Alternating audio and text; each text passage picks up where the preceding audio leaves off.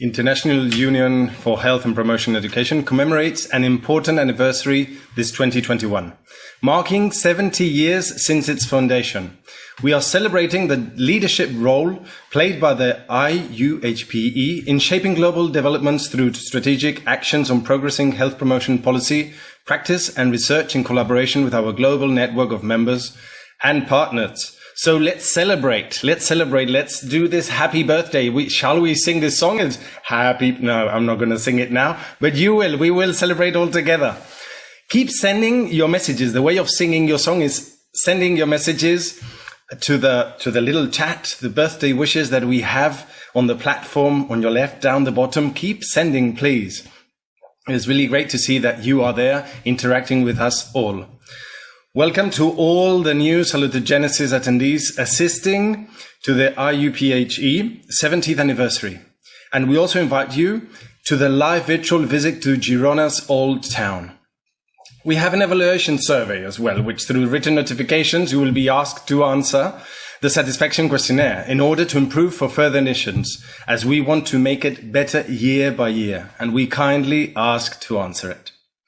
So, at 6:30, there is a live virtual visit to the Old Town of Girona.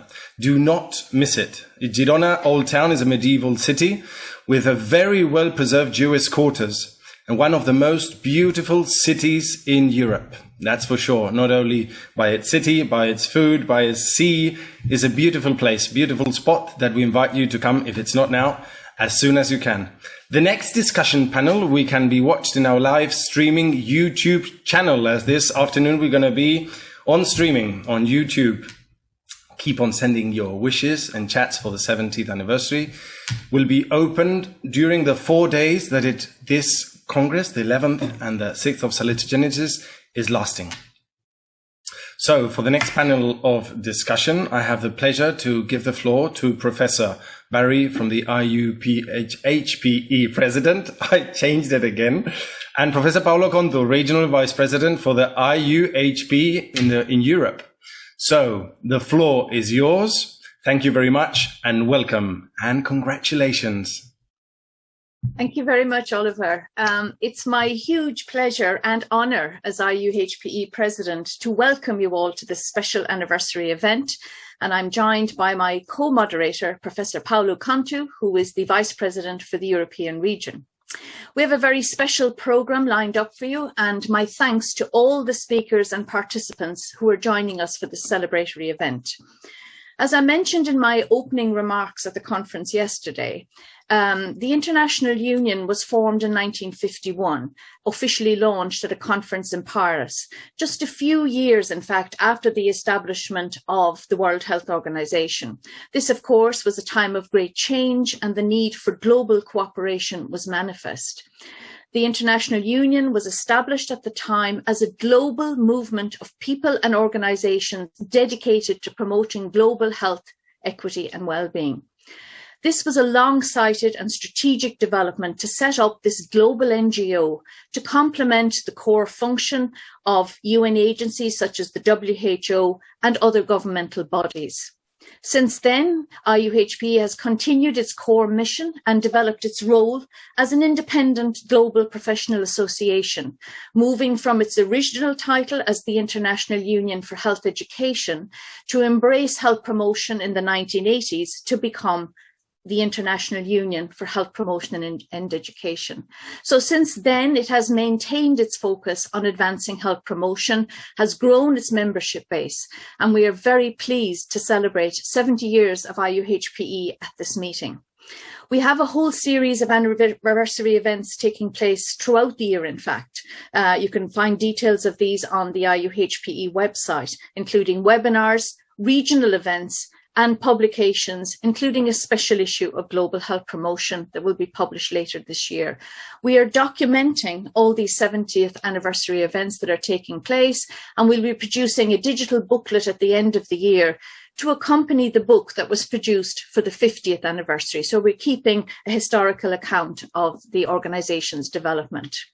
So I think it's fair to say that the Union has provided important continuity as a global network for promoting health and well-being over the last 70 years, working in partnership with the WHO and other governmental and non-governmental organisations around the world. It has maintained a clear focus on developing and advancing health promotion as a distinctive area of practice, but also keeping a keen eye on the future and looking at the innovation and transformation that is needed to advance health promotion for the next 70 years. So in this plenary discussion, we address the issue of transformative health promotion actions and IUHPE's role as a catalyst for this. So I'm very pleased to be joined by a great lineup of speakers at today's event. So please let me just initially introduce them. Dr. Rudiger Krick, who is Director of Health Promotion at the World Health Organization headquarters in Geneva. Welcome. Professor Maurice Mittelmark, who was IUHPE president from 2001 to 2007. And in fact, I think Maurice is responsible for bringing me into IUHPE. And he's now an emeritus professor at the University of Bergen. Welcome, Maurice. Professor Louise Potvin. Louise is chair of the organizing committee for the World Conference that will take place in Montreal in 2022. And she is also professor at the School of Public Health at the University of Montreal in Canada. Welcome, Louise. We're also joined by Dr. Mary Niamongo,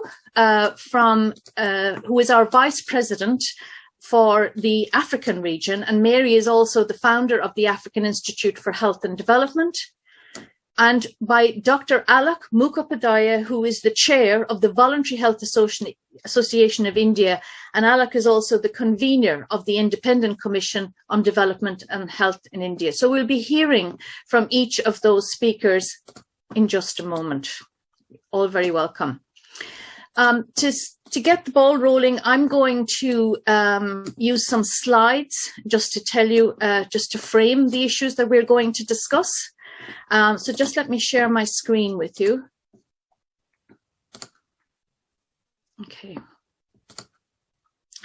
Okay, so hopefully you can all see that now. So in the panel discussion, we're actually going to look at, well, when we talk about transformative health promotion actions, what do we mean?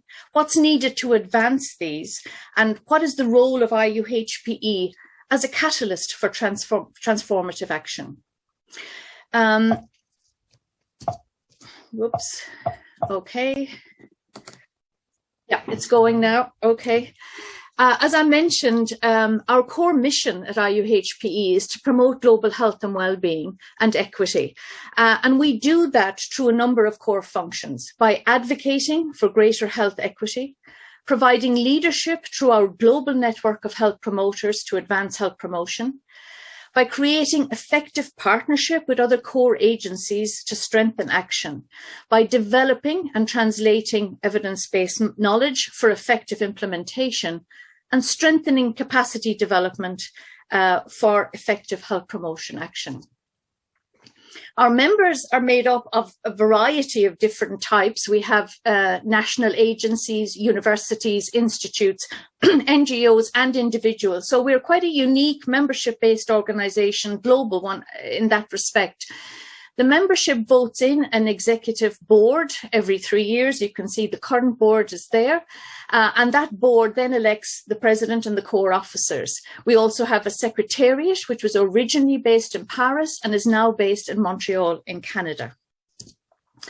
So when we look to transformative health promotion action, I think it's clear that if we are to achieve the big goals that are there in terms of health equity and now seeking to build back better and fairer post the pandemic, this is going to require considerable change in transforming our health systems. We're really going to have to move beyond a focus on curative health care and invest in comprehensive multi-sectoral health promotion approaches. In this respect, transformation means addressing the upstream drivers of population health and well-being and placing health and well-being at the centre of the policy agenda, not on the margins. To create flourishing and sustainable societies will require reform across a range of sectors and policies, including addressing the broad determinants of health so that we can reduce inequities. For this to happen, it requires considerable political commitment and technical leadership, investment in policy mechanisms, and in the capacity for effective implementation. When we look at the major global policy frameworks, the Sustainable Development Goals, the various WHO declarations and UN political commitments, we can see that health promotion is actually critical to achieving these core goals. And again, our experience of the pandemic over the last 18 months, it has really exposed the weaknesses within our health systems and structures, highlighting the need for a strong population-based and community-based approach that can address the non-medical determinants of health. So all of this brings a renewed focus on health promotion as a key transformative strategy for advancing human health and well-being. So we will require health and social systems that can deliver population-based strategies to ensure healthy lives for all, especially those living in the most vulnerable conditions, to address the broad determinants of health and place empowered people and communities at the centre of their own health and well-being. This, of course, has been the focus of health promotion for a number of years, and we have developed strategies that can do this. So investment in health promotion can bring transformational change, but at a conceptual level in terms of mindsets about what we understand population health to be, rather than population illness, while we understand how population health can be promoted and the range of innovative strategies that health promotion has developed that can be used to promote health, well-being and equity. So we need to see a clear movement from the rhetoric of health promotion to the action. Many of our health policies and strategies use the language of health promotion, and some even endorse the need to invest in it. But progress is very variable across countries. The focus remains very clearly on curative and clinical care in most countries, with budgets of less than 3% being devoted to both promotion and prevention, so very small. This is despite the fact that we have cost-effective and feasible health promotion interventions that have been shown to make a significant difference and improvement in population health, to reduce risk for NCDs and communicable diseases, improving health and well-being and leading to equity.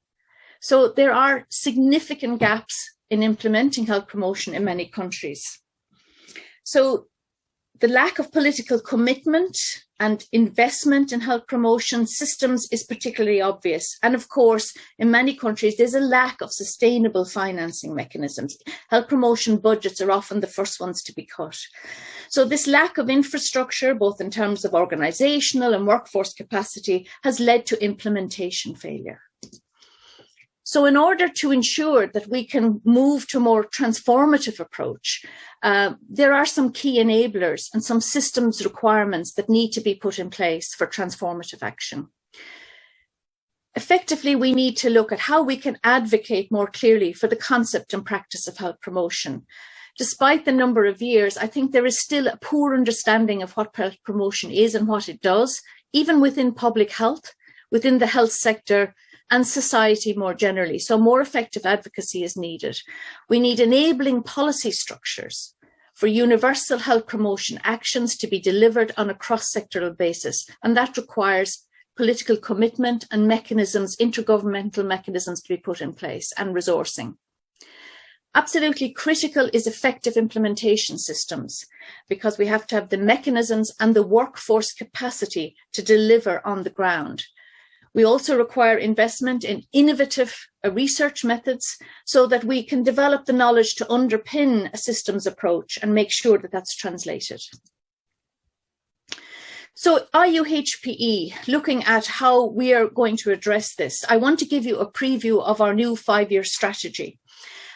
So details of which will be on our website.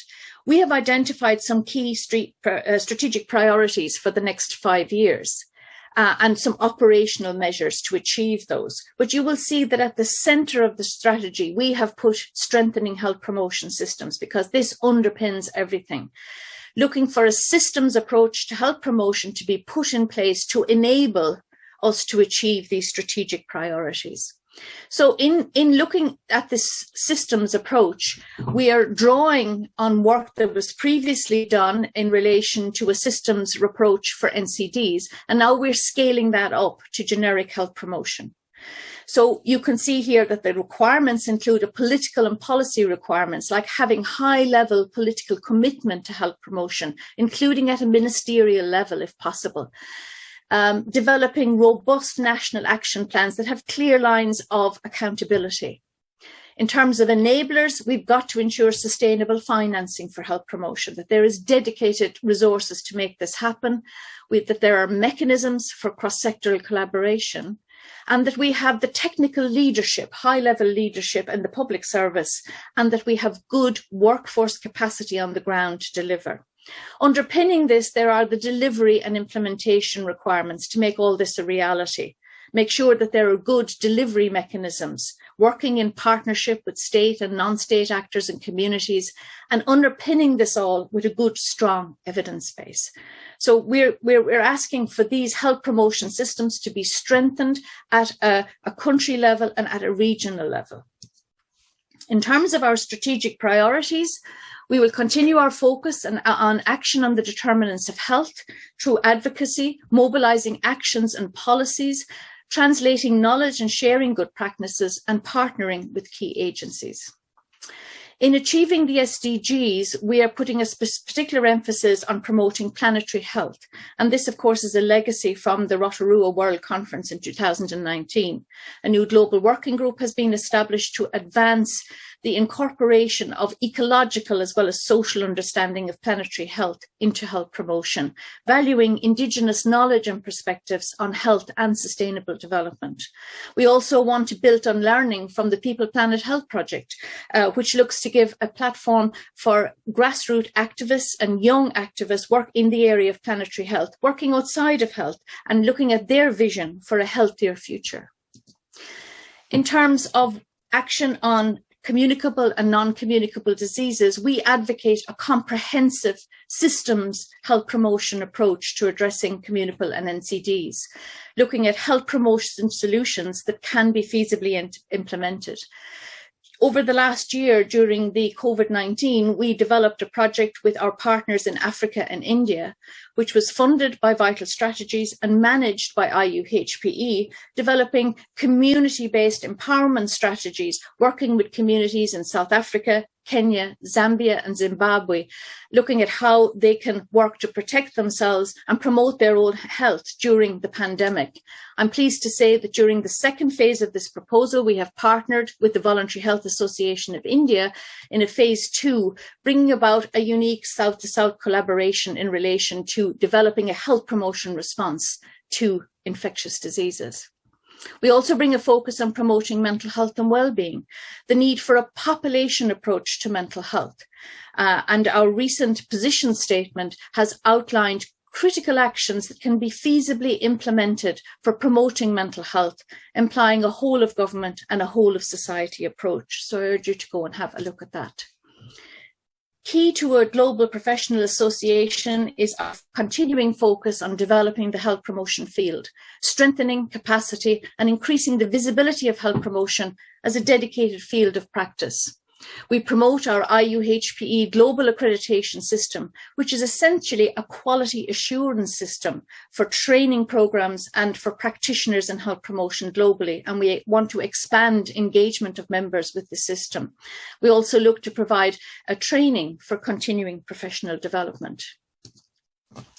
So IUHPE's role is very much working in union with our global members and partners, mobilising and supporting the global community of health promoters in developing and implementing really transformative health promotion actions, ensuring that there is knowledge development and translation to support effective implementation, and essentially strengthening the quality of health promotion, policy research and practice. So we have a wide range of activities like organising this regional conference and also our World Conference, the 24th conference in 2022, which will focus on promoting policies for health, well-being and equity, which will take place in Montreal. We will also work with WHO in relation to their global conference. We have our journal, the Global Health Promotion, special issues on COVID-19, the health promotion response, and indeed on this anniversary event, we'll have a special issue. We have global working groups that provide a very important platform for people globally to develop key areas. For example, salutogenesis, healthy settings, health literacy, etc. And this has led to some key publication and handbooks in the area. So we have a wide range of projects and initiatives that are being developed with our key partners globally. So join us, help us to shape the next 70 years of global health promotion. And may IUHPE stay forever young. Thank you.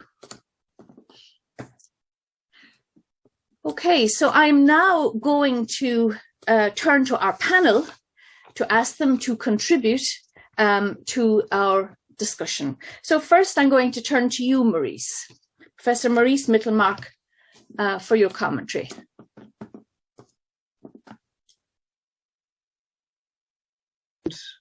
Am I okay now? Can you hear me? Okay. Good afternoon, everyone. First of all, I want to congratulate Margaret and her team on their forward-looking strategic planning. Your presentation, Margaret, just now was very impressive. And I wish I was 20 years younger so that I could jump in there and join you with it. But in my retirement, I'll just look on and applaud you from the background. Earlier today, I took the time to read the congratulatory messages that many of you have posted on the conference website. I was delighted to see very many positive comments from a number of you for whom this is your first IUHPE conference. And my message, this message, is going to be a positive message from an IUHPE old-timer, but I hope to be equally provocative as well as positive. Let me start by going back to IUHPE history from the previous century. In the mid-1990s, I was a fresh new member of the IUHPE. And my first World Conference was the 1998 gathering in Puerto Rico. I was seriously infected there by what I call the Puerto Rico bug. I'm talking about the fantastic people, the intensity with which social justice issues were debated, and the conference's strong engagement for health equity. I wasn't the only one infected by the Puerto Rico bug. Ask others who were there. I feel confident many will back me up. Puerto Rico was health promotion's Woodstock. Our ambition in Puerto Rico and our ambition today is that the IUHPE should be a leading professional community for social justice. That's what defines us collectively. We have a wide range of areas of expertise and interests, many of which Margaret has mentioned in her talk. But our collective identity is something more than simply the addition of those parts. Our ambition to be a social community, a professional community for social justice, is very evident at our website. And to repeat one thing that Margaret said, our mission is to contribute to the achievement of equity in health between and within countries of the world. Our vision is a world where all people achieve optimal health and well-being. So as we celebrate our 70th birthday, I encourage us to take up several fundamental questions. Is the IUHPE fulfilling its self-proclaimed identity as a professional community for social justice? Can we promote health equity and social justice even better than we do already? And are we striving hard enough to fulfill our core ambition? So the aim of my remarks in the next 2 or 3 minutes is to encourage a renewed and invigorated discussion of these questions at every level of the IUHPE, the General Assembly, the Executive Board, our professional staff, our regional leaders and committees, our global working groups, our journal editors, and our conference organizers. Is the IUHPE fulfilling its self-proclaimed identity as a professional community for social justice? Can we promote health equity and social justice even better than we do already?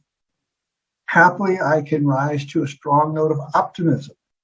social justice movements are always inspired by the activism of the younger generation. We can draw inspiration and enthusiasm from the recent work of our most progressive young IUHPE members. Many of them are active in our student and early career network. They light the way, as reflected in recent publications in our journals, Global Health Promotion and Health Promotion International, as well as other publications and books. These people are inflamed about key social issues of our times: social responsibility and accountability, anti-racist scholarship, and social justice movements like Black Lives Matter and Me Too. This is so encouraging, but of course there's room for the IUHPE to grow as a professional community for social justice. I have just examined the frequency of topics taken up in our health promotion journals, divided into two broad categorical areas. One is identified by keywords like tobacco, diet, exercise, healthcare. The other is identified by keywords like equity, justice, and solidarity. By my count, the large majority of our published work is focused on risk and protective factors, understandably, and much less is focused on social justice. Of course, our health promotion and education, research, and advocacy is vital, but can we not devote some more of our energy and our time and our commitment to the broader challenge of social justice? Should we not more vigorously follow the strong lead of our forward-looking students and young professionals? Can we not even more forcefully position social justice at the core of health promotion teaching, research, practice, and policy? I thank you. Thank you very much, Maurice. Could I now turn to Dr. Rudiger Crick, Director of Health Promotion at WHO. Thank you, dear Margaret, dear colleagues and friends, ladies and gentlemen. It is a true honor for me to address the future of health promotion at this celebration of the 70th anniversary of the IUHPE today. Health promotion has been a driver for public health for many years, and the IUHPE has been part of the driving engine for 7 decades. Just think of our action areas, such as building healthy public policies, which in today's language is referred to as health in all policies or joined up government. Our approach to community engagement and participation, which is truly in our DNA, and our efforts to reorient health services so that health professionals are the best advocates for creating societies in which healthy choices become the easy ones. The COVID-19 pandemic is perhaps the last wake-up call for the world to understand the importance of health for the way we design our societies. Some economists estimate the overall costs as of today at just under $12 trillion US. To compare, the global GDP is around 9 trillion. In public health, we have warned since 2010 that it was not a question if we would face a global pandemic, but just when. The world was totally unprepared, albeit the very clear recommendations that had to be done. Our old saying again has proven right. Prevention would have been so much better than cure. We now see that health impacts all walks of our lives. Health impacts mobility, trade, the service industry, banking and finance, employment, our social life. And we start to understand how fundamental this global societal disruption is if health impacts of policies are not considered. It would be a huge mistake if the world would not learn from this crisis and fundamentally address existing weaknesses. Other crises, such as H5N1 12 years ago, H1N1 10 years ago, and Ebola 5 years ago, could have served as wake-up calls. Unfortunately, the world reacted with relatively small adjustments. The recommendations of a range of expert committees that unanimously called for health in all policy approaches to assess health impacts and risks that could lead to future outbreaks were not implemented. I had the privilege to serve as the lead of the WHO Secretariat of the Review Committee of the International Health Regulations in 2015 and saw firsthand how united researchers were in their assessment. Health promotion can be a driver in a fundamental review of how societies can be redesigned to address both sides of the same coin. How to prevent risks that would lead to a next pandemic, and how to create a world where all people enjoy healthy lives and well-being, living in a healthy, safe, and supportive environment as members of an inclusive society. We are currently developing a global action plan for health promotion. It will be based on our 35-year experience since the Ottawa Charter. It will translate this learning in today's world and the need to build healthier societies for all people, rebuild a healthy planet, and establish trusted partnerships. IUHPE is a key partner for us in the co-design of this plan. So, what are the core dimensions of future health promotion? Firstly, let me say how valuable our work is on health literacy, global health diplomacy, our work in creating health in the settings of everyday life, such as healthy cities, health promoting schools, enterprises for health, healthy regions, islands, and prisons. Health promotion is pivotal in the work with vulnerable population groups. And let us not forget that we paved the way for the work on social and commercial determinants of health. Just look at the definitions and for universal health coverage. There has been tremendous learning in our work. For instance, we understand today that we called prerequisites for health in the Ottawa Charter can be influenced and are not unchangeable conditions and resources that need to be in place before health promotion action can be successful. We understand today that we need to be centrally involved. We learned that peace, shelter, education, food, income, and a stable ecosystem, sustainable resources, social justice, and equity need and can be influenced by us. There has been tremendous learning in building social environments. People need people. Health promotion is based on social support. The way we design health promoting settings has at its core that social interaction is fundamental to good health. We could learn from this right now in the COVID-19 response. We see the huge mental health problems that are occurring, and we also see heartwarming signs of solidarity across the world. What does this mean in today's and tomorrow's world? So the potential of reorienting the health system is enormous. At least 50% of the global disease burden could be prevented through ensuring healthy environments, safe and supportive societies, and investments in disease prevention and health promotion to ensure healthier lifestyles and reduced risks. Unfortunately, this potential is not realized by global health investments. Investments in broader population-based disease prevention and health promotion programs are underfunded, even though they yield higher returns.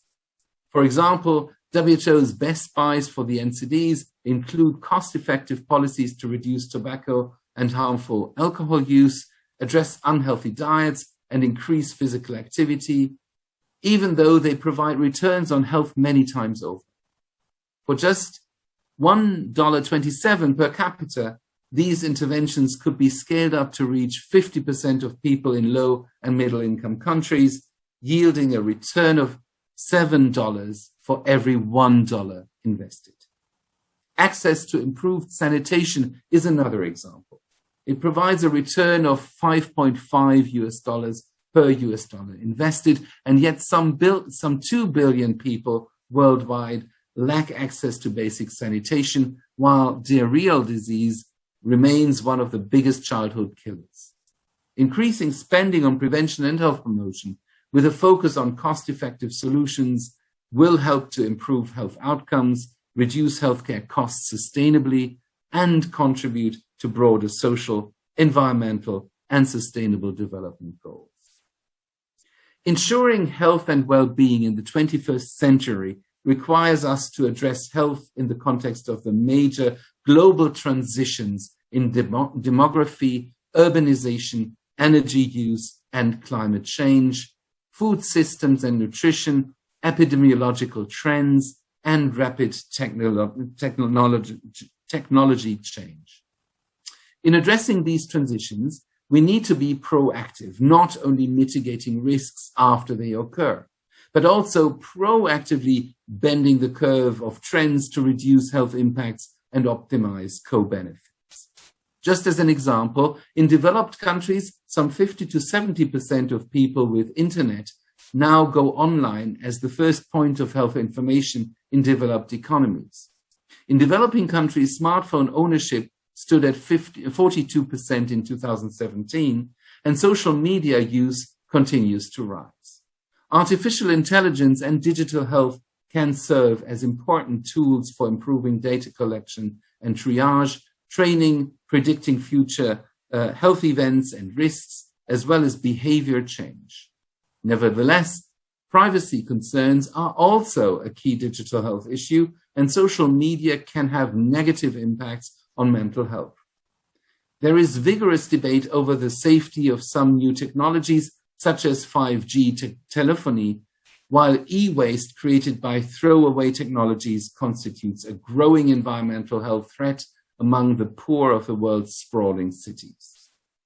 Clearly, these transitions are all closely interlinked, as are the economic, environmental, and social systems that underpin the way our societies function.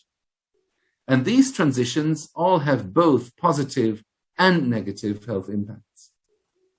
As a health promotion community, we can actively support policymakers who design the legal marketing and trading frameworks for goods and services, what is healthy and what is not. In disease prevention, we often tell people what they should not do. Don't smoke, drink less alcohol, eat less sugar and less fat. May I suggest that together as health promotion community, we actively support pension funds from disinvesting from tobacco. We are successfully working with governments to raise taxes on tobacco, alcohol, and sugar-sweetened beverages. We are working with governments to ban tobacco advertising, limit alcohol sale, and negotiate with soft drink companies to lower their sugar concentration in their products. Colleagues, let's face it, in disease prevention, we are often spoiling the party for many investors who want to make a quick buck. But going forward, we, the health promotion community, need to throw a new party. In health promotion, we are looking at the things that positively influence population health. Let me look at a couple of concrete examples how such a party could look like if we joined forces with the IUHPE. For example, sovereign wealth funds, pension funds, and impact investment funds collectively manage about $52 trillion in assets.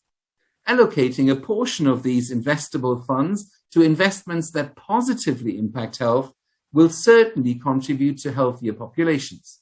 Identifying those investments that are good for health and helps to reduce the currently higher costs for individuals, families, communities, society, the economy, and the planet that occur through current investment policies. Let us engage with multilateral development financial institutions, the private sector, capital markets, and the banking community to ensure that borrowers adhere to activities that promote health and well-being.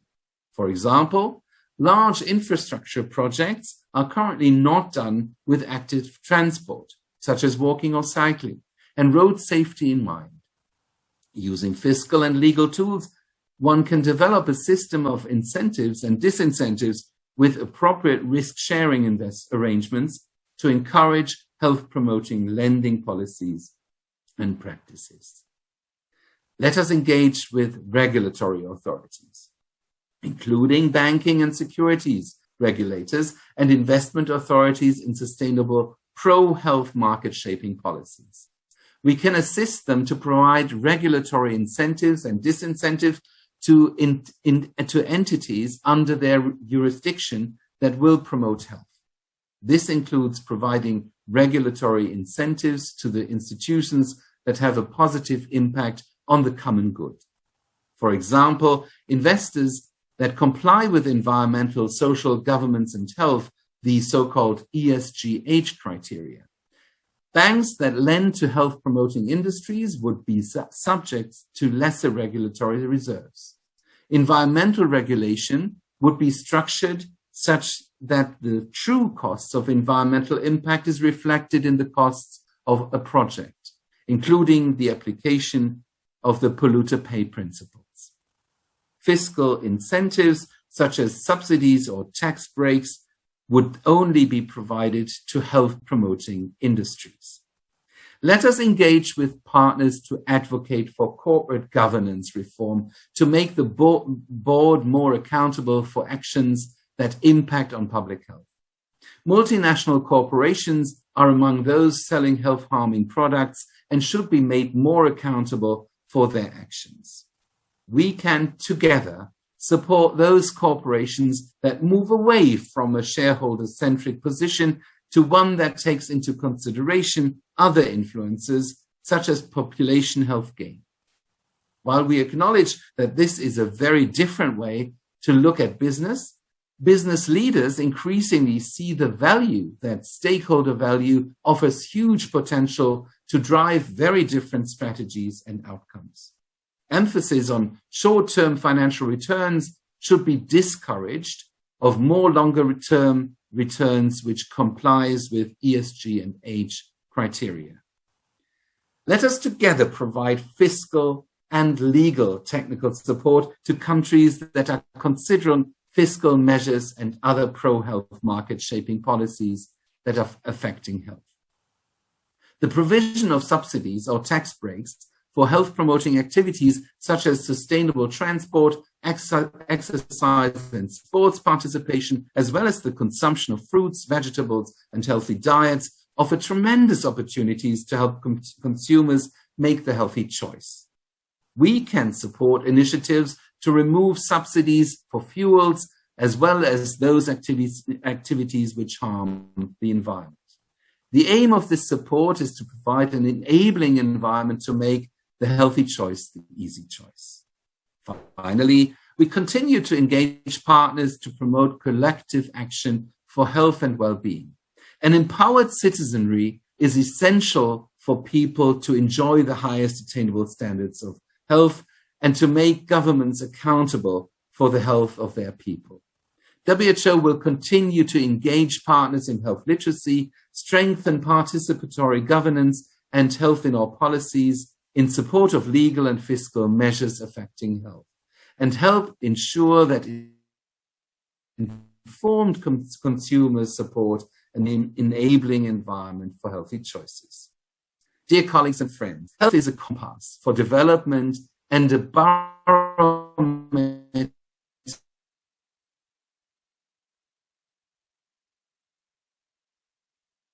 for a nation well-being. We make financial flows to create a world that is better preventing a new pandemic to disrupt the world. The risks and their conditions need to be addressed. To develop a healthy economy, we can and must be supporting the industry and enable them to make the healthy choice. Never have been more critical times to move societies towards health and well-being. Let us hear the wake-up call this time. IUHPE will continue to be part of this innovation engine, and WHO will be on your side. I thank you.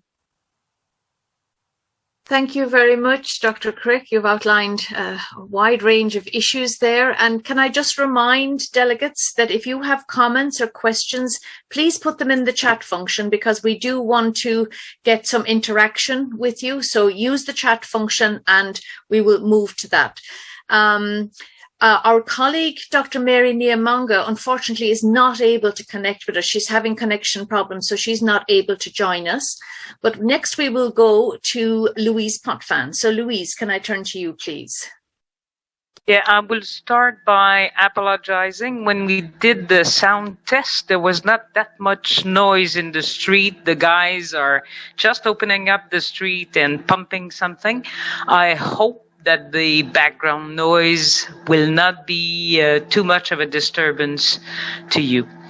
And I apologize, these are the joys of hybrid events or virtual events. So I would like to pick up where Maurice has left. And Maurice has given us a series of engaging values that IUHPE stands for and that health promotion tries to promote. As a researcher, I've been struggling for the past 30 years about how to produce knowledge that will be valid and at the same time contribute to this wonderful agenda of changing the world for the better. Researchers have often for the past 300 or 400 centuries stand on the fence besides the action and pretending that if a safe distance from the action ensures valid knowledge for the action. For the past 70 years, the IUHPE has tried to, a bit like a Humpty Dumpty character, push the knowledge base and the knowledge producer on one side of the fence. One of the great lesson for the past 40 years of trials about community intervention to promote health is that when researchers stand on the fence, they run the risk to interfere with the action. We cannot at the same time study people as if they were object for knowledge and promote their health and be fair to the health promotion ethical agenda. So as a community of knowledge seekers, health promotion researchers must play and solve this conundrum. How can we at the same time produce knowledge that will help promote health, that will help bring this social justice that Maurice was talking about? How can we at the same time produce the knowledge that will be valid for promoting those values while not being at the same time interfering with those values? With my colleague Didier Jourdain, we've taken the project to create a global handbook of health promotion, to see whether there are some commonalities, sharing practice or shared values that as health promotion researchers we can put together and we can put and promote as a way of doing health promotion research. And we just coming to the conclusion, because this is a work in progress, that there is time for us to create and to be in something that we would call a field of health promotion research, something that is us, that is defined by a shared epistemology and a shared set of ethics. And there are two principles at this point that I would like you to consider as a way for us to distinguish ourselves from the disciplinary perspectives from which we all come from. The first, I would say, is an epistemology that values the fact that knowledge is created by the confrontation of many types of epistemology. Science is one way of knowing the world. Professional knowledge is another way of knowing the world, and experiencing the world is another way of knowing the world. And as health promotion researcher, I do believe, and I would propose, that our field must find a way to put those knowledge epistemology and ways of knowing the world together and in a dialogue that will bring a more relevant and impactful knowledge on the world. In terms of ethical principle, I would say that we at all time, and as health promotion researcher, put the values of empowerment, social justice, before those of objectivity and distance from the world. In doing that, the IUHPE is an asset for health promotion researcher. IUHPE is a forum wherein decision makers, professional, young researchers interact constantly. And it is by the confrontation of those ways of being in the world and ways of knowing the world that knowledge that is relevant for health promotion and better health for the world will be produced. So I just want to reiterate that we need a community of knowledge seekers, those people who will create a relevant knowledge base for IUHPE and health promoters across the world to create the conditions for health promotion. But this cannot be done outside the world. It should be done in dialogue with those who are promoting those values. And again, I invite you to consider that IUHPE is putting together the instruments to facilitate this dialogue and to participate to a knowledge-based production that will have an impact on the world. Thank you. Great. Thank you very much, Louise. A lot of stimulating ideas there. And again, if you have any reactions, questions, comments, please use the chat function and we will come to those. So now, next I would like to turn to Dr. Alok Mukhopadhyay. Welcome, Alok. So over to you, please. Well, greetings to IUHPE on this very happy occasion of 70th anniversary. Although we are all at war, at least in India, against the pandemic. But as the Latin saying goes, it doesn't matter whether all the flowers blossom, it is spring. So let us celebrate. I think never in human history, health has got so much importance as it has been in the last 15 months. All discussions has been around health, health-related issues, healthcare. Consequently, we have got almost a CAT scan report of the fault lines of the health system that exist globally. I think on this occasion, where Margaret has very beautifully and eloquently put together IUHPE's future roadmap, we need to look at some of the critical fault lines and how to address them in the future. One agenda which became quite clear, that health is a merit good. It cannot be put into the marketplace for buying and selling. And the state needs to be the principal provider for health services all over the world.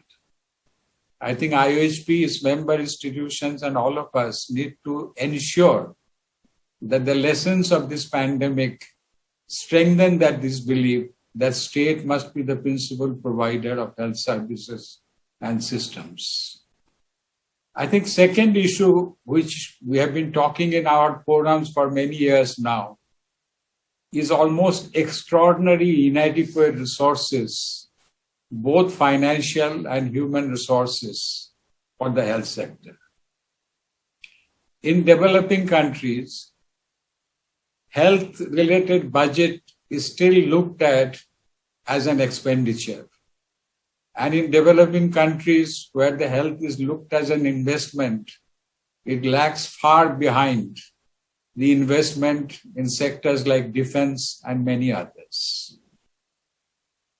This pandemic has given us the opportunity to ask the policymakers, make them questionable to his population, that the resources for the health sector needs to be adequate.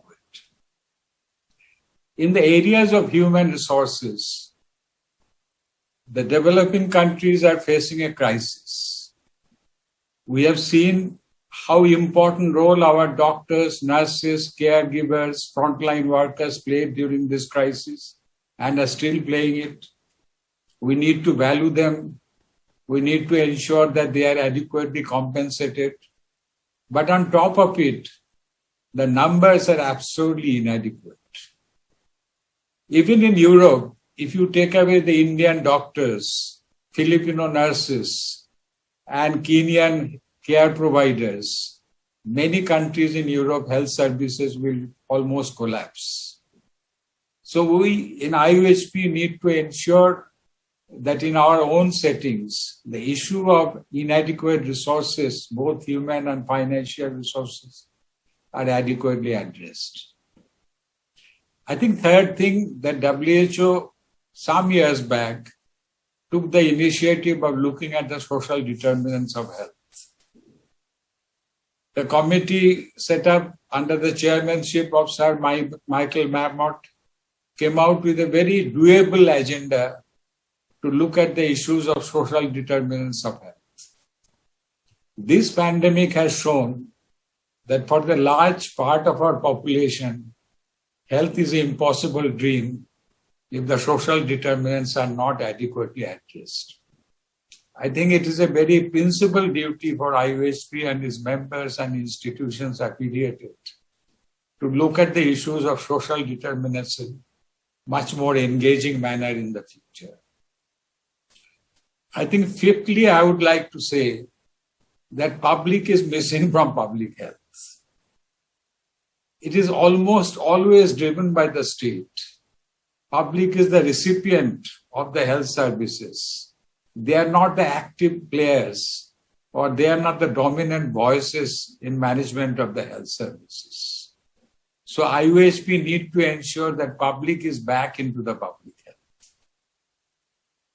In many ways, the discussion on health, priority on healthcare will go on for some years now.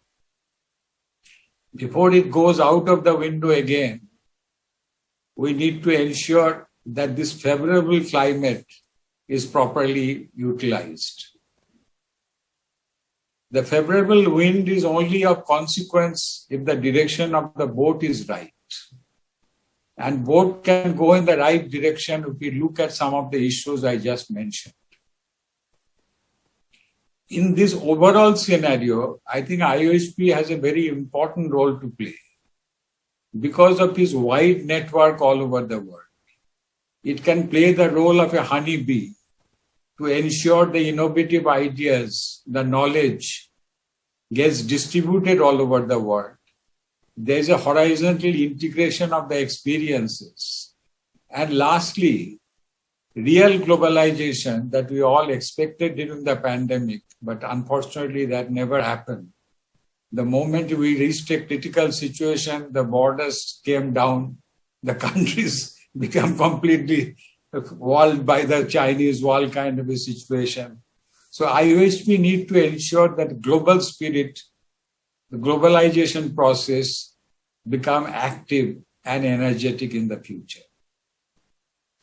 I would say that any very important part of IUHP's future agenda and the future energy will come from young youths as well as young adults.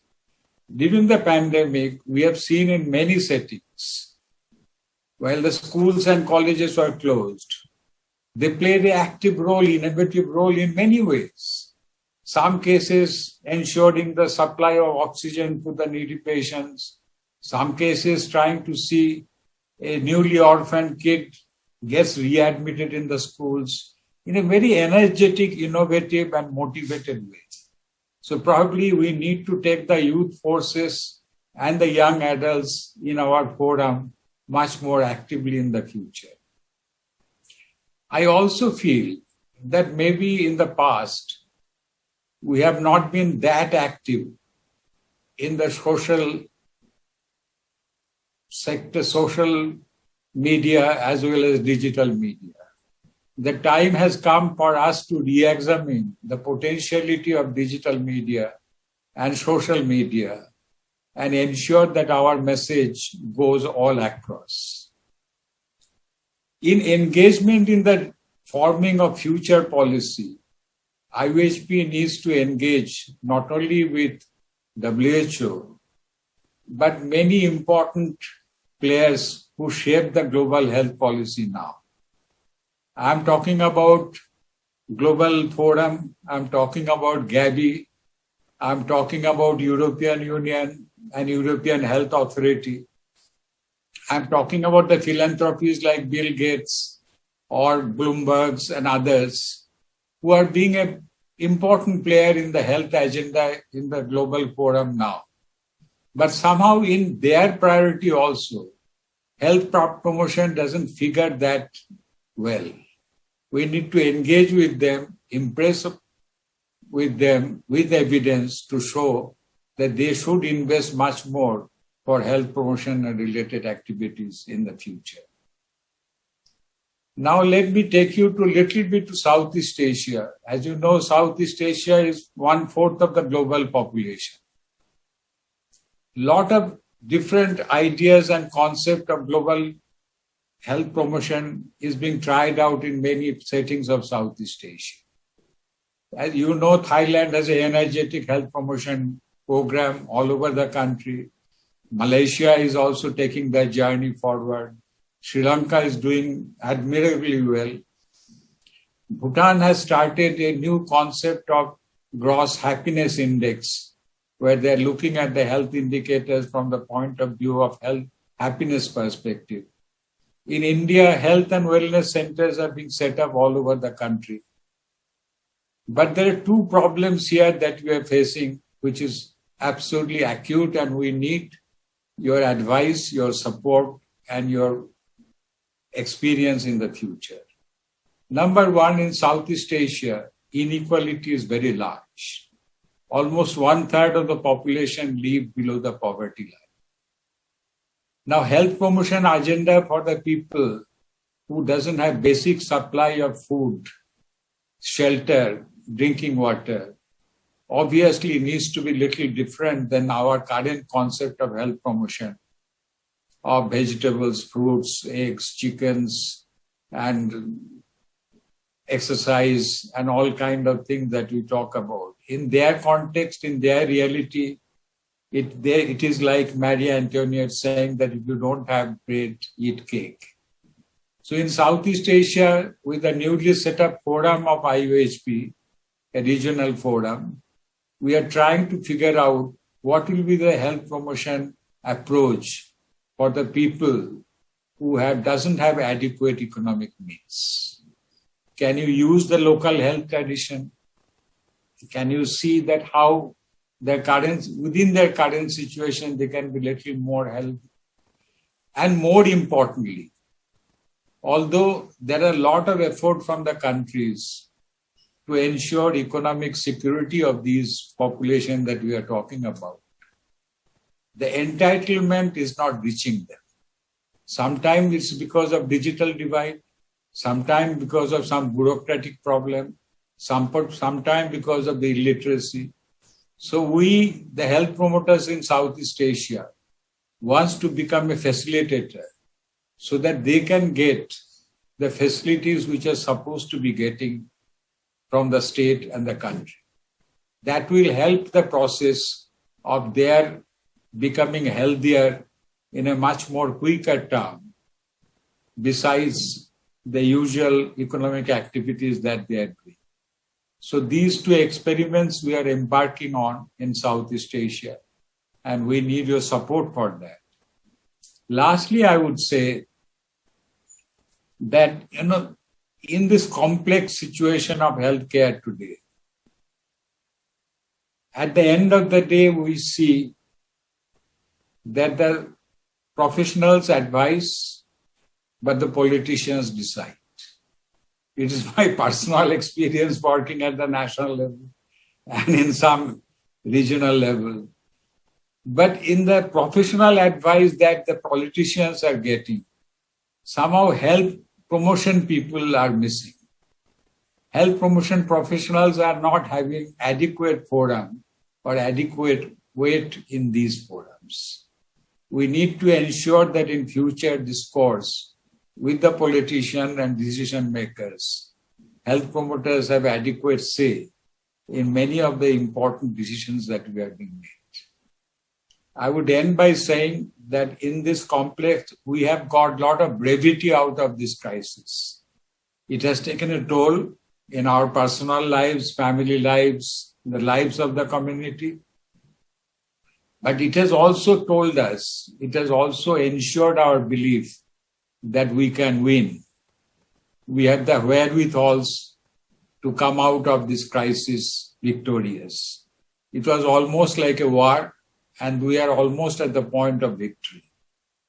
So I would say, let's keep in mind that difficult paths are made by walking, and let's walk together to ensure that health promotion becomes really reality and brings health to the people wherever they are in large part of the world. Thank you. Thank you very much, Alok, and thank you to all our speakers. I just want to continue Alok's metaphor there about, having a fair wind. And if we think about the good ship IUHPE, there's a lot of ambitious roadmaps out there. I mean, it's not a roadmap, but anyway, a lot of ambitious maps about, and a lot of very high agendas that were put forward here in your talks, to be a kind of a professional community for social justice, for knowledge seekers. Dr. Crick from WHO talked about fiscal, legal measures taking us into quite tricky waters, I would say. So I think, are we expecting too much? Should we be more strategic and focus in where IUHPE can be most effective? I just want to put that out for comment. Who would like to jump in? Maurice. Margaret, I could. Yeah. Go ahead, Rudiger, and then I'll come to Maurice. Thank you. I think we need to be bold, and we can now see if we're not bold, the world will change to not to the better. And so to give you one example, when we started this year World No Tobacco Day on cessation, my colleagues said, could we reach 100 million smokers to quit smoking? And I said, you must be dreamers. With yesterday's analysis of how many we've reached so far in just a couple of months, and over the World No Tobacco Day on 31st of May, we've reached 4.5 billion people with our messages. Last year, on e-cigarettes, we actually reached 3.5. So we get the attention, the visibility that we've never had before through new technologies, because people see what happens if health is not central to their own decision-making, and if health impacts are not taken into account. So many people see now the centrality of health. I think, therefore, we need and we can be bold. Thank you, Rudiger. Maurice, would you like to come in? That was a very interesting and important challenge that you raised for us. So I would like to take a moment to address that in terms of asking the question from an ecological standpoint: what niches or niche are available to us that fit us perfectly and that otherwise are not full of other organizations already doing these things. There are certain interests that many of us have, such as smoking cessation, better diet, physical activity, and so forth and so on, for which there are a host of organizations, professional organizations, that are highly sophisticated and doing extremely good work. I came into health promotion from my background in cardiovascular disease epidemiology. And I never would have come to the IUHPE looking for even better, more effective, more scientific approaches to the prevention of heart disease. I came to it because the IUHPE filled the niche that the cardiovascular disease epidemiologist had never even thought about, which is the one I raised today, social justice. And we are unique, I think, in terms of health organizations in having made pronouncements saying that we're deeply interested in advancing social justice. We have no competition, as far as I know, in going after that niche. And it's the one factor, I think, of all of our interests that absolutely unites 100% of us. So I will just simply go back to what I said in my talk, and that is that I think that it's time for us to raise the flag of social justice to the highest level of our flag stand, instead of having it to float down there somewhere amongst all the other flags, and lose its potential for motivating us. Louise. So it seems that we are on the same choir, Maurice and I, today. I would add to that in addition to this idea of social justice that is at the core of health promotion, needs as well this field of knowledge to feed the action towards that. One thing that we've learned in North America very sadly and profoundly is that even if you want to do good, like colonizing those others, you end up making a mess, and you end up not pursuing your objectives. So these objectives of social justice, of making the world better, needs a reflexive perspective. And that is the reflexive perspective that a field of knowledge can give to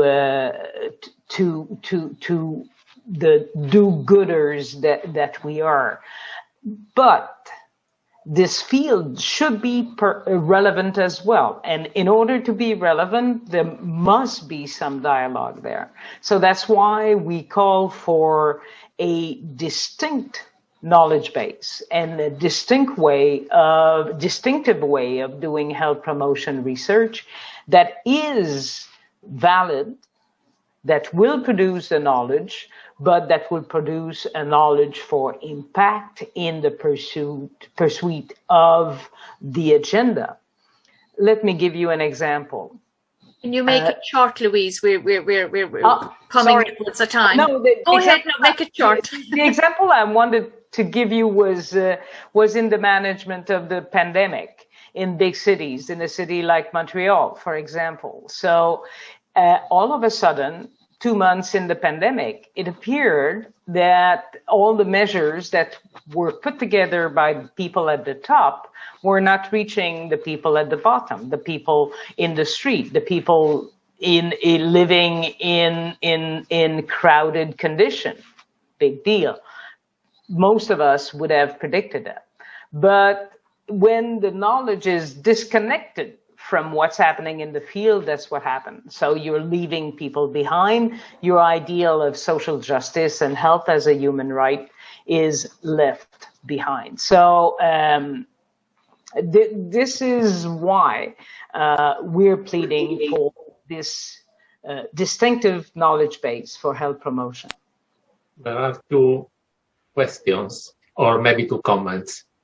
And I think it's important because we are particularly going to this idea of social justice that was also very important during the last 2 days in the European conference.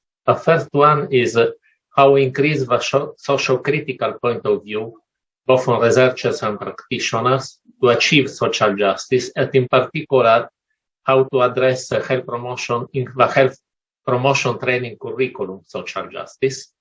And the second is about ethics and how much ethics we have in our health promotion projects and studies. Okay, so in view of the time, I think we are running short, and we have a very important perspective coming up on the future of health promotion from ISECN.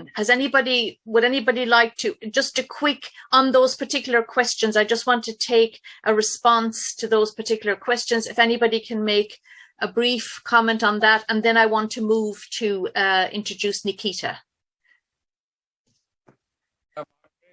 I think given the fact that at this point of time, there's a lot of heart searching on the future role of health sector, kind of investment that is required, the way that we can address the issues of social justice and social determinants of health. I feel there's a need to set up a task force within IUHPE who quickly takes the advantage of this time and reach out to the principal players in the health sector to convey our message on these issues. Okay. Not many. As a matter of fact, I'm talking about, WHO, the World Bank, the European Union, some of the important charities that help in COVID management. We have seen almost 2/3 of the interventions were related to health promotion. So we need to say with this practical situation that we handle on the ground, that look here, you need to invest much more. You need to think about health promotion much more. And you need to catch the young people, young generation, youths of our countries much more actively in future to be active health promoter in our society. Okay. Thank you very much, Alok, for that. And it's a good link in to our next generation of health promoters. Let me introduce Nikita Boston-Fisher, who is the co-chair of the International Student and Early Career Network within IUHPE. So over to you, Nikita. Welcome. Thank you, Margaret, for inviting us.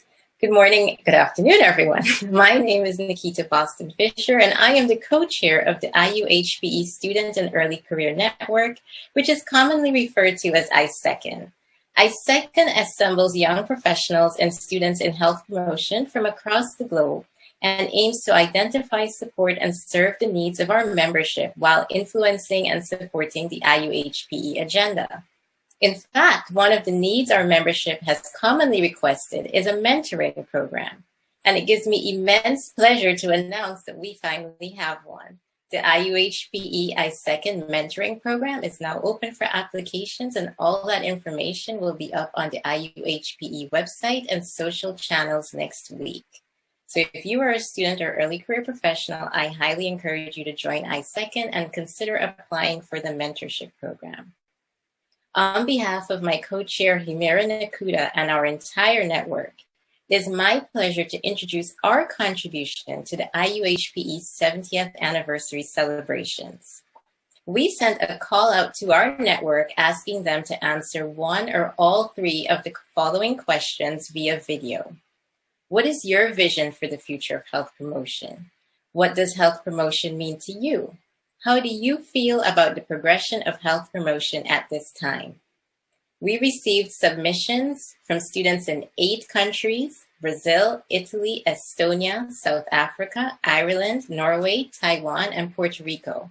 And in total, they represented 10 universities. Our colleague Atsa Kausar deserves an extra special thank you for all her work on pulling these submissions together and editing them into the video that you will now see. Without her skills, our project would not have materialized. I hope you're inspired by the vision of the next generation. Enjoy the video.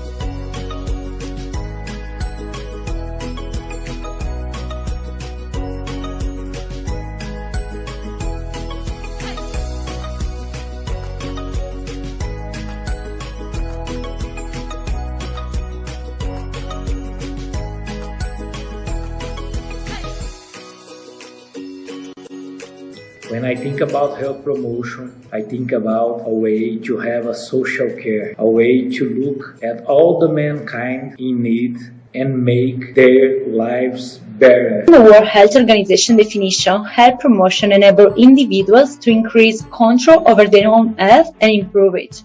However, there are several different approaches to promoting health. For me, health promotion means creating healthy, safe, and supportive environments in our daily life where no one is left behind, regardless of gender, ethnicity, education, or socioeconomic status. For example, some communities have access to fresh and healthy food. At the same time, others are limited to fast food outlets, and also others might live in a city that does not provide opportunities for physical activity. It's essential that everyone can make healthy choices in their own life. This focuses on achieving equity in health, ensuring the same opportunities for everyone, and encouraging lifestyle changes. It might involve reinforcing a social strong community network, policy changes, and advocacy while prioritizing at-risk groups and those in most need.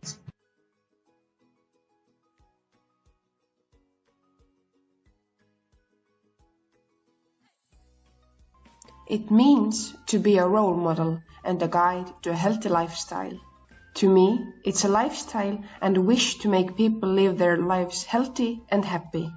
Health promotion to me means equipping people with essential tools such as knowledge and skills of how to increase control over their lives. Skills and knowledge that will help them make informed lifestyle decisions, skills and knowledge that will make them a participatory community involvement of decisions, involvement of policy reforms, involvement of just looking at how the government can be of assistance in making sure that people live in healthy, supportive environments. Health promotion to me means prevention.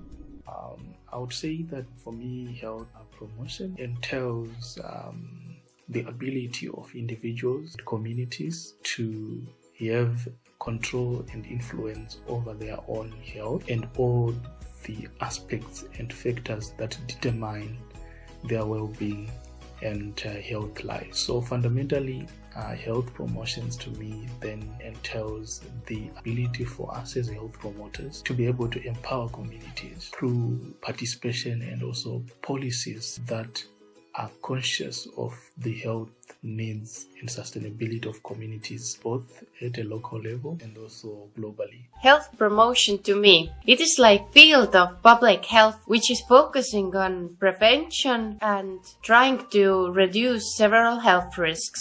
Also, it helps individuals to increase their public health awareness.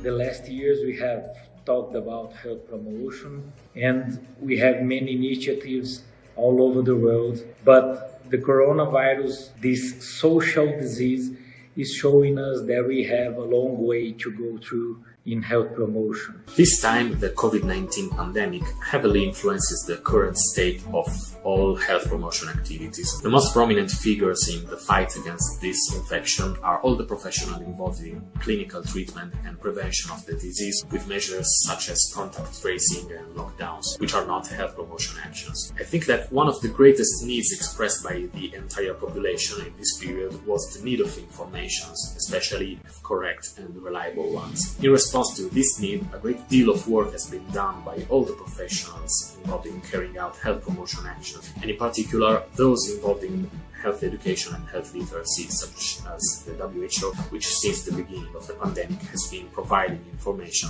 on good practices to both government and citizens around the world, while fighting against disinformation and using new information channels to reach and involve as many people efforts. To me, that health promotion is only getting more and more popular. Schools, job places, and different institutions are focusing on health promotion as a part of their identity. Standing up for health in its different forms has become a new norm. Health promoters are working constantly to advocate, to fix, and to promote different topics. And for that reason, I believe that health promotion is doing really good in our society at this time. The pandemic actually exposed those whereby even if communities that have got progressive or up to standard systems of health were also vulnerable during this time. And the ability to remain safe at this pandemic was actually determined by the ability of systems and individuals to behave in a way that promote individual and community health, which then left those communities that were exposed to then also affect the communities that have got existing. These issues have been also very prevalent. For example, from Africa, where I come from, I'm from Zimbabwe, where you see that, for example, one of the things that is currently being pushed towards is to make sure that there is lockdown, for example, there's limited movement of people in a context of Zimbabwe where communities live on buying and selling and doing informal trading, failure to give or to provide other aspects of life and livelihoods of people kind of undermined global efforts towards getting full control and facing the pandemic, so to say.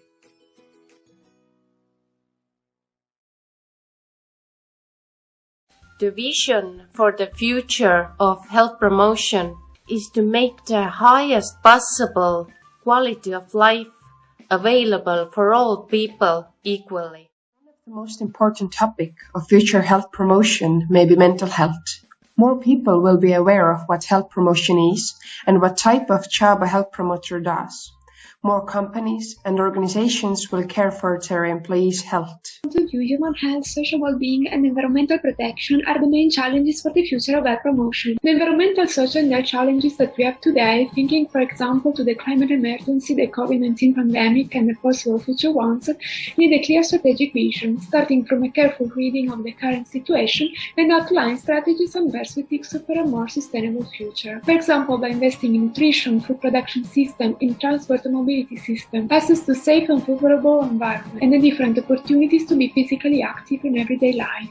So, synergy, harmonization of skills, empowerment of all professionals, and citizenship, equity, sustainability, networking for a systemic vision. These must be the keywords of a new awareness for the whole society, paying attention to the needs of future generations. Health promotions now, as we go forward, we need to be cognizant of the inequality and the inequity realities that exist currently and be able to tackle them collectively, paying attention to the differences in culture, difference in content, and coming up with solutions and health promotions initiatives that are reflective of the communities in which we want to implement. So my vision for the future of health promotion is simple. It's simply embodying the concepts through cross-sectoral collaborations and building partnerships. I want to be able to help industries realize their role in the public health sphere. And more are realizing it. We're seeing interactions within different ecosystems, which is creating innovative solutions to strengthen health systems. I also want to emphasize the importance of health literacy, planetary health, and behavioral science into the future of health promotion strategies. These are all critical components of how we can improve individual and population health. Nuestra visión del futuro de la promoción en salud va más allá de acuerdos colaborativos en favor de la salud.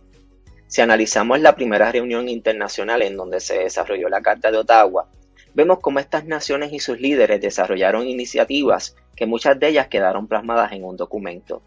Para nosotros, como futuros educadores en salud, es importante que estas iniciativas se lleven a cabo a favor de los individuos que estas personas representan, sin distinguir entre su sexo, religión, clase social u orientación sexual. Otro de los aspectos que para nosotros es sumamente importante es la creación de espacios ecoamigables, que creen un balance entre el individuo y el medio ambiente, que a su vez fomenten la actividad física y mejoren la calidad de vida de las personas que residen en estas zonas. Además, la participación de todos los componentes sociales de un país en temas relacionados con la salud de los individuos que estos representan. Educar y apoderar a nuestras nuevas generaciones en temas relacionados con la salud, perspectiva de género, entre otros, para erradicar el machismo, el racismo, la xenofobia, la homofobia, la transfobia, entre otros males que aquejan nuestra sociedad. El desarrollo de programas enfocados en nuestra población de viejos que vayan de a tono con sus necesidades. Equidad en los servicios, sin importar tu religión, tu sexo, preferencia sexual o clase social. Acceso a servicios de salud gratuitos, pero sobre todo de calidad. El desarrollo de políticas públicas que favorezcan la salud de los individuos y el medio ambiente. De esta manera, los estudiantes del programa de maestría en educación en salud del recinto de ciencias médicas de la Universidad de Puerto Rico visualizamos el futuro de la promoción en salud a través de iniciativas que mejoren el bienestar, fomenten la integración y la acción social de todas, todos y todes.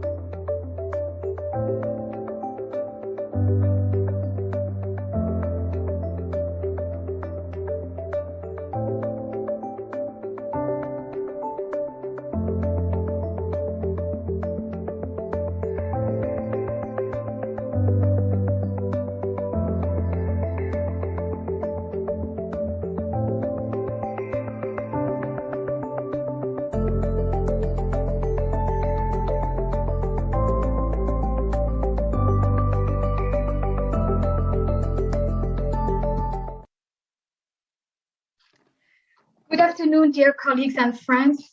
My name is Marie-Claude Lamar, and for those of you who do not know me, I have had the privilege to serve the IUHP as Executive Director for 26 years until I retired at the end of 2017. Today, I'm particularly honored to be here with you again to celebrate the 70th anniversary of our beloved union, as one of our former presidents, Maurice Mittelmark, whom you've just heard this afternoon, used to call it. Like many of you, I'm sure I would have loved to be able to gather together and share a glass of champagne and chat over the past and the future. This is usually what we do for an anniversary, as we all know, but this is not yet again possible. So first of all, I would like to extend a warm welcome to all of you who are attending our session online this afternoon to continue celebrating 70 years of the long and great history of the International Union for Health Promotion and Education. I also would like to welcome our panelists whose organization have played a major role in the development of health promotion and of the IUHP worldwide. We will never be grateful enough for their support, partnership, and leadership. They have accepted our invitation to share their views with you, their memories, but also their recommendations for the future of health promotion and of the organization that carries and deploys it throughout the world. I am truly pleased to share the co-moderation of this session this afternoon with Dr. Liane Como, who is the current Executive Director of the IUHPE. In a few moments, she will moderate our discussions and make the closing remarks. We effectively would like to encourage you to make this session truly participative and to share your questions, comments, suggestions, and wishes with all speakers through the chat box. Like for the mini meetings and webinars you have attended in video conference throughout the last 2 years, you have the opportunity to ask questions online. A dedicated person will synthesize them and bring them to the knowledge of Liane and our speakers who will provide the answers. So if you have any other questions, please feel free to submit them to us, including during the meeting. We will do our best to answer them. So without further ado, I would like to introduce Dr. Geneviève Chen to you. Dr. Geneviève Chen is the professor of biostatistics and public health, and since 1999, she has taught at the Institute of Public Health, Epidemiology and Development, a structure at the University of Bordeaux that she headed since June 2017. She also headed the Public Health Center of Bordeaux University Hospital for 8 years, covering all areas of public health. She has trained in medicine, epidemiology, and biostatistics, and her professional background has allowed her to gradually cover many fields of public health. She led an INSERM research team in the field of clinical and public health research on HIV/AIDS and infectious diseases. And more recently, her work has focused on neurodegenerative diseases and cerebral aging. She was also a member of the committee involved in the preparation of the National Health Strategy for 2013 and 2017, and headed the Public Health Institute of INSERM and the Public Health Research Institute for 3 years between 2014 and 2017. Geneviève Chen has been the Director General of Public Health France since October 2019. Dr. Chen, the floor is yours, and thank you for participating.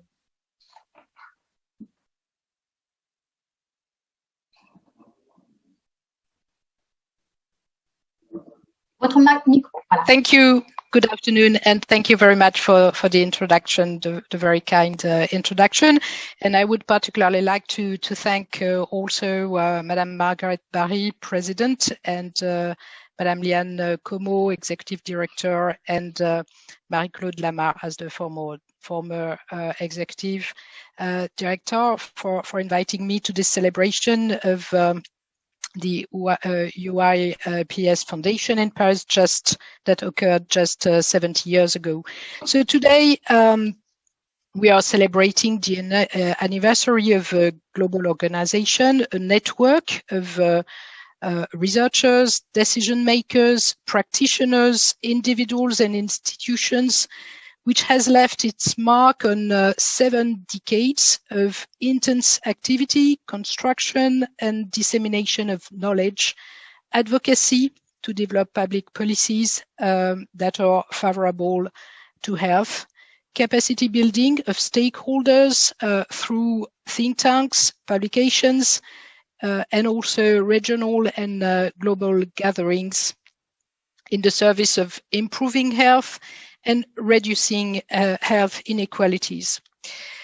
So the situation in France, if I may, in terms of social and territorial inequalities in health shows that this remains more than ever a challenge for our health system and more generally for our society. The COVID-19 pandemic that we are going through and that we continue to fight at the front line as a public health agency has only reinforced this observation by highlighting the pre-existing social inequalities in health. And of course, equity is one of the strong values of Santé Publique France. Since 2017, the national strategy for health in our country is based on the concept of health in all policies. And this is very supportive of the role of a national agency such as ours, that is to promote health in all policies in a spirit of social and territorial equity. So concretely, I would like to point out two aspects that are also the lessons learned from this period of COVID-19 pandemic. Concretely, we need more integration of major breakthrough in methods and technology. The current crisis has shown the extent to which we need public health more than ever, and we need also public health in real time, for example, in terms of indicators, in terms of implementing contact tracing, or also protection and prevention through non-pharmacological countermeasures and currently vaccination and the promotion of vaccination. Also, we need to make the very best use of technical capacities in terms of digital or information systems, and of course also human resources to succeed collectively. The second aspect I would like to point out is that we also need to think globally and to act locally, creating and supporting the conditions, for example, in terms of information sharing, indicators of the disease, of the COVID disease, but also indicators of other disease and determinants at the thinnest part of the territories, conclusive interventions on determinants, methodological framework for evaluating interventions, like, for example, the evaluation of impact of COVID measures to better inform public policies. We need to rely on national network of actors to strengthen their animation, and also we need to share all this information and animation to providing local actors with the expertise that they need in particular to develop specific attention in all programs to all those who have the most important needs. And of course, the fight against territorial and social inequalities in health involves also strong interaction with the legislator to promote health in public policies. So, of course, the life of this association, its development, its anchoring in France and in the French-speaking world are inseparable from that of the institutions which preceded the creation of Santé Publique France and of the men and women who created it and then carried it to its maturity and sustained, in particular, Directorate General of Health, the French Committee of Education for Health, and then the National Institute of Promotion and Education for Health, and finally, Santé Publique France. So we wish, of course, to continue to and develop this partnership started by my predecessors. And I would like, of course, to mention François Bourdillon. The pandemic we are experiencing shows us that we must have an international approach which would bring together many actors, including those in health promotion, but beyond those, within the framework of One Health, human, animal, and environmental health. We will need all the skills and all the energies from around the world to achieve this and be, of course, successful collectively. And we will be there, of course, to meet these needs with you. Thank you very much.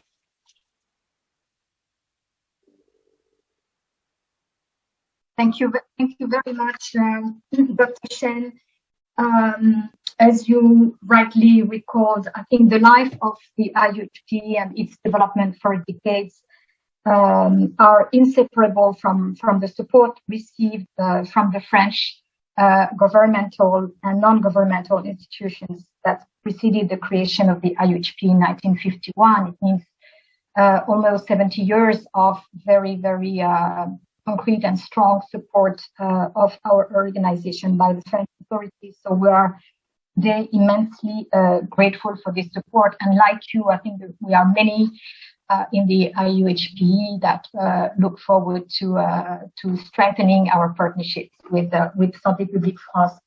I now would like to read the message sent by another very strong supporting agency of the IUHPE, that is to say the Public Health Agency of Canada, who unfortunately couldn't be with us this afternoon. So I'm going to read to you the message that they have sent us. So on behalf of the Public Health Agency of Canada, I would like to congratulate the International Union for Health Promotion and Education on its 70th anniversary. PHAC is proud to be a long-standing member of the IUHPE and has collaborated with IUHPE on a number of activities throughout the years, including co-hosting conferences and participating in the IUHPE's advisory forum. PHAC has benefited significantly from IUHPE's role as an international convener, providing opportunities for Canadian health actors engaged with the international public health community and increasing Canada's visibility and role in health promotion in the global community. Since the relocation of the International Secretariat to Montreal in 2017, IUHPE has created strong linkages and collaborations with the health promotion experts and organizations in Canada and has contributed immensely to the health promotion capacity domestically.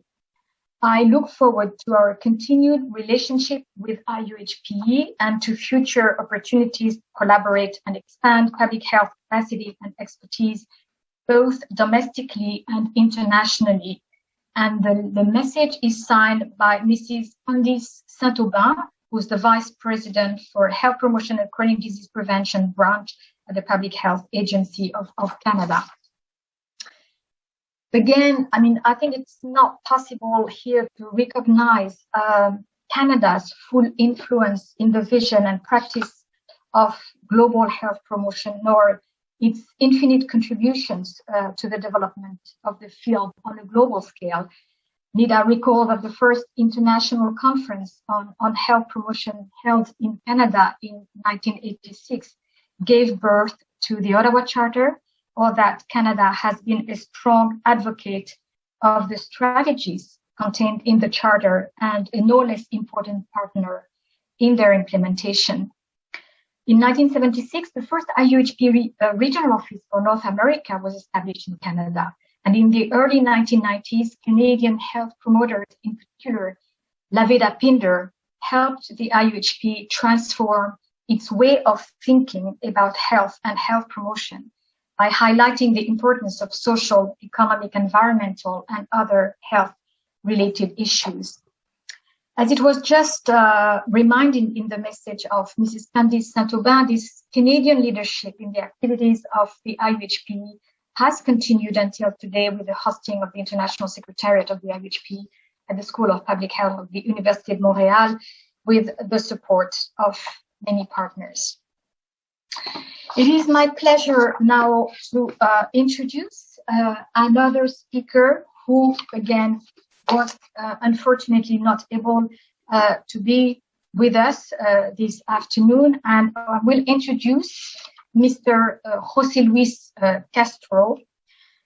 He currently serves as President and Chief Executive Officer of Vital Strategies, and in October 2020, he concluded his 6-year term as the 8th Executive Director of the International Union Against Tuberculosis and Lung Disease. With almost 30 years of experience in public health management, Mr. Castro has led the design and implementation of several groundbreaking initiatives for both organizations that together work with 100 countries tackling the world's leading killers. He also serves on several boards, including the NCD Alliance and the Executive Board of the International Union for Health Promotion and Education. He co-founded the Global TB Caucus in 2014, the world's largest international network of parliamentarians across 132 countries working to accelerate progress against the TB epidemic He served as a consultant to WHO, advising the Indian government in the implementation of the revised National TB Control Program, considered now the largest TB program in the world. He earned his Master's of Public Administration from the University of Pennsylvania and was awarded a Doctor of Human Letters, honoris causa from Pace University. He's a fellow of the Royal Society for Arts and a member of the American Association for the Advancement of Science. So before listening to the two videos recorded by Mr. Castro, I would like to read the two questions we asked him to answer. So the first question we have asked him, as well as to Professor Didier Jourdan and Professor Irma Manoncourt, is what has involvement with the IUHPE meant to you, and why do we still need an IUHPE in 2021? And the second question looks at the future. What are your key wishes for health promotion and for the IUHPE going forward? So could we have now the videos from Dr. Castro, please?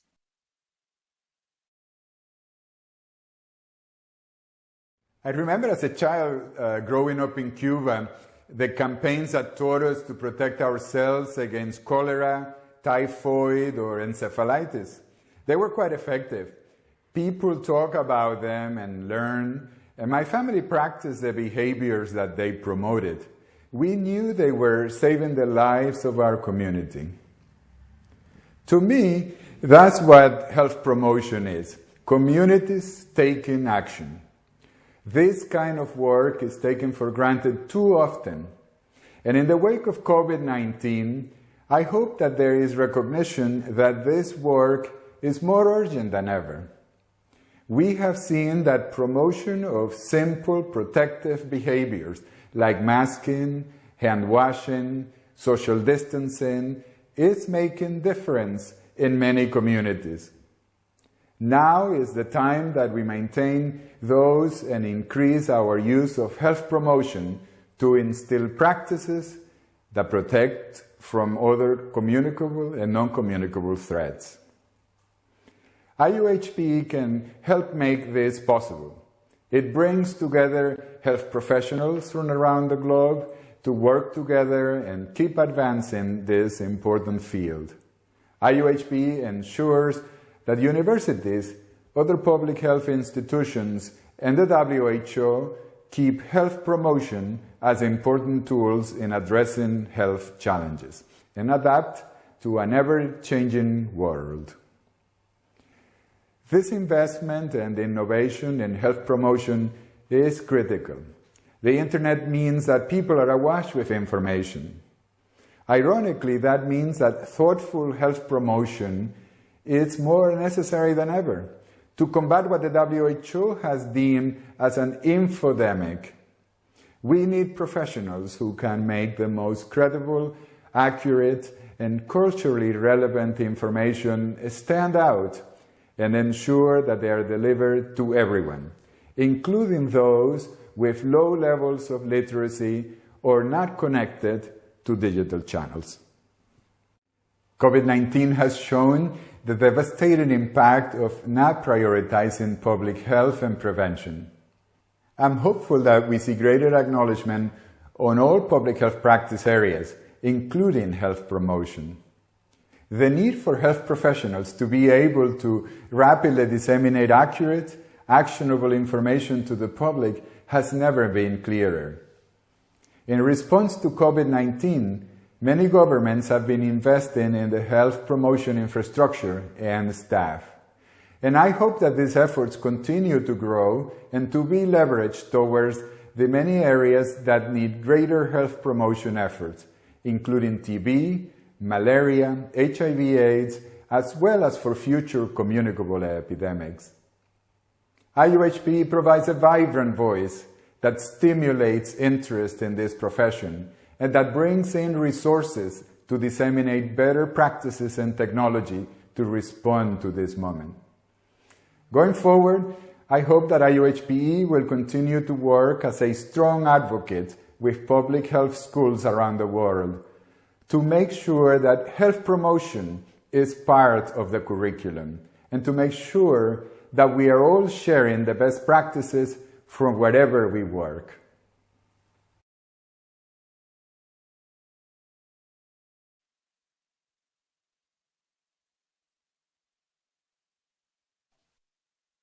Yes, thank you. Thank you very much, Mr. Castro.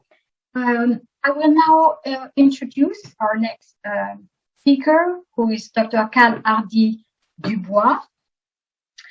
Dr. Dubois holds a PhD in public health from the University of Montreal and has completed graduate studies in health services administration.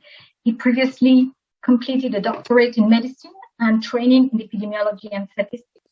He completed his postdoctoral studies in the UK at the London School of Hygiene and Tropical Medicine in collaboration with the European Observatory on Health Systems and Policy.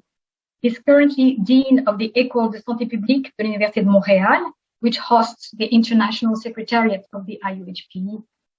He's currently a researcher at the Centre de Recherche en Santé Publique and is also affiliated with the Centre interuniversitaire de recherche en analyse des organisations, le Centre de recherche interaction du CIUSSS du nord de l'île de Montréal. His main research interests pertain to the health, human resources management, and health service performance assessment. So now let's watch the video from Dr. Dubois, please. Thank you. Hi, everyone. I would first like to thank the organizers of this event for the invitation. It is a great privilege to witness the vitality of a world-class organization that has stood the test of time in the pursuit of such a highly complex mission.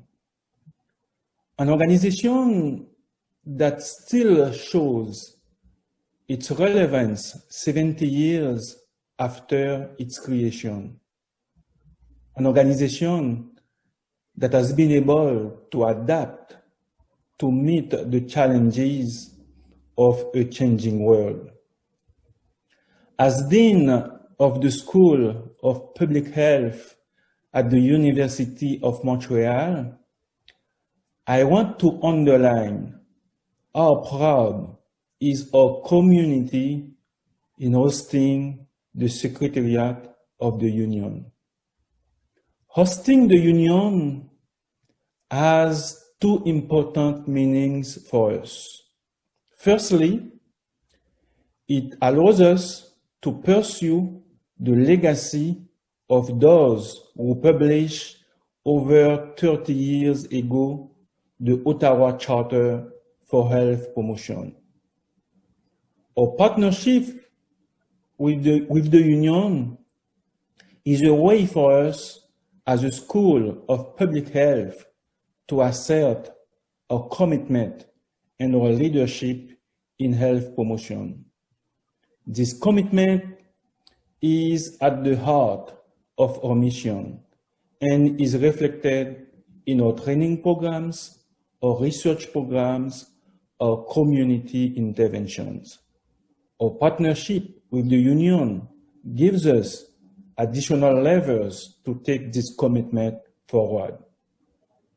Secondly, the school has been able to build a vast network of alliances with academic entities, policymakers, and health organizations. Our partnership with the Union allows us to strengthen this ecosystem in giving access to various international bodies. With this partnership, our school is well positioned to play an active role in various international arenas and contribute to international discussion on major public health issues. Most of the challenges that justified the creation of the Union are still very present. The needs for equity, social justice, and sustainable development are even more pressing. The fight for these ideals is an unfinished and permanent agenda. Despite the spectacular progress of the last century, all societies still face various threats to the health of their populations. Chronic diseases are not only the main cause of morbidity and mortality in more advanced societies, but also increase the burden on these advantaged populations. The COVID-19 crisis is a stark reminder to us our social inequalities amplify the devastating impact of such crises on certain groups of population. The immediate challenges posed by the pandemic should not overlook the other major, more insidious crises, such as climate change, social inequalities, which pose even more risks to the health of populations. The Union has demonstrated its ability to mobilize national and transnational actors to tackle these threats to health. This work must continue. My dearest wish for health promotion is that it occupies a higher place on the public policy agenda. May its importance be better recognized. May this recognition be reflected in government investments, but also in the action of civil society and organizations. May the advocacy carried out by the Union for the last 70 years give rise to a new impetus, a movement, a big wave that brings us to new horizons, a more equitable and healthier world. Thank you for your attention.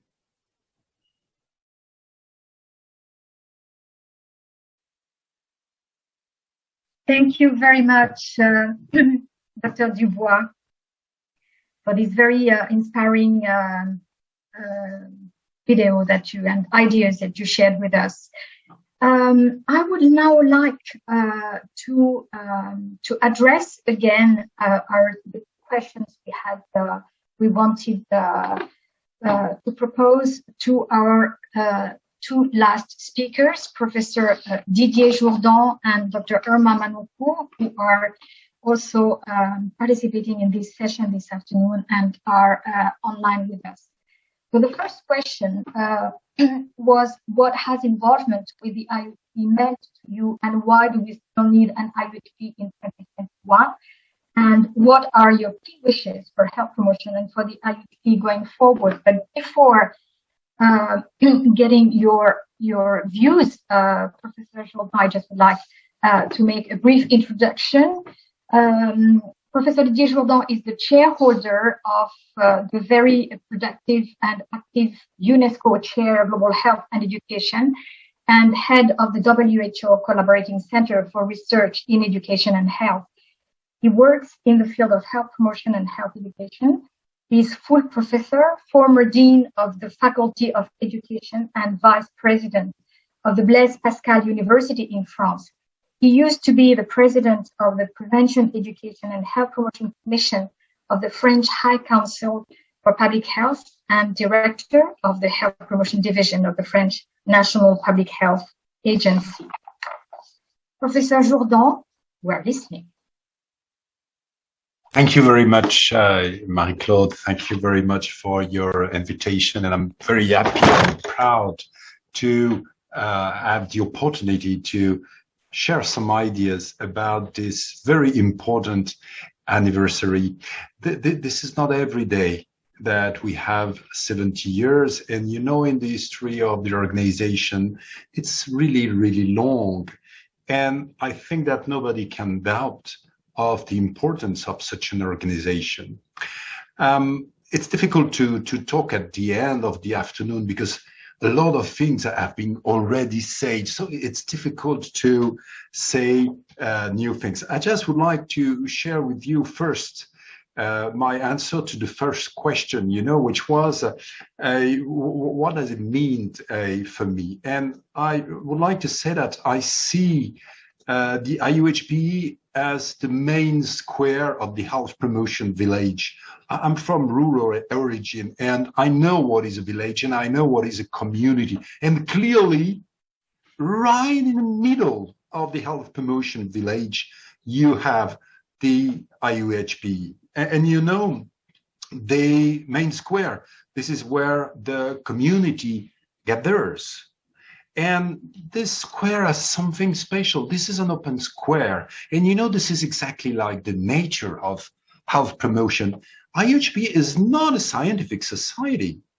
It's not a learned society, a closed space only for those who have exactly the right CV and the minimal requirements. No, health promotion, since it is mostly framed by social practice, the practices of the people, the professionals, the researchers, the manager of the public health services, this is clearly an open community. And then that's why, for me, this main square is an open square, of course, where people can gather and share the values, the principles, and everything that promotes change at the individual, community, and global level. This is also a place where very different people with very different cultures of health promotion could meet. From a personal point of view, I'm a strange guy because I'm an educator. I'm a teacher by background, and I feel very comfortable in this main square and within IUHPE. I also feel comfortable when I meet my colleagues, friends, and within the IUHPE different meetings, also as a global citizen. Due to my commitment to try to contribute in my modest and humble way to make this planet more peaceful, more sustainable, more fair, and then to participate in something which worthwhile and that will continue after me. This is important to have that kind of spaces where we can do what we strongly believe in. And what's a square, especially in the French villages, when you sit on the bench, you can imagine that this is spring, in the shade of the large trees that lines the square. This is also exactly the right place where we reinvent the world of promotion, where we remade it, where we launch experiments. I would say that most of my research partners were met in the bars around this square and on the benches during the breaks with a cup of tea in the hand. And this is where new ideas, new structures, and the Global Health and Education UNESCO chair begin to maturate in our minds during two conferences of IUHPE. And the first one, it was a long time ago, it was in Vancouver. This is not for the youngest of us. So yes, this main square is a place for dialogue, a place for action, a place where the community can share its vision, its ethical principles, and to contribute to change the world. This main square is also the square where the next generation was introduced to the community. And I remember my young and shy doctoral students making the first communication in an IUHPE conference, and now they are involved in health promotion at national and international level, doing things 10 times better what I can do. And finally, a main square, of course, is a place where you have political meetings and demonstrations. The main square is where you create visibility at an international level. This is where you can show how education, community action, and development of public health policy can shape the health of the population for today and for tomorrow. Of course, everybody knows that in squares there's regulatory works in order to adapt it to new challenges, and sometimes it's complicated because our square is pretty resilient, especially when the most important funder left the community and left the union a few years ago. Sure, to answer your question, of course, we need this large and open square in the middle of the health promotion village in 21, and of course, later and in the future.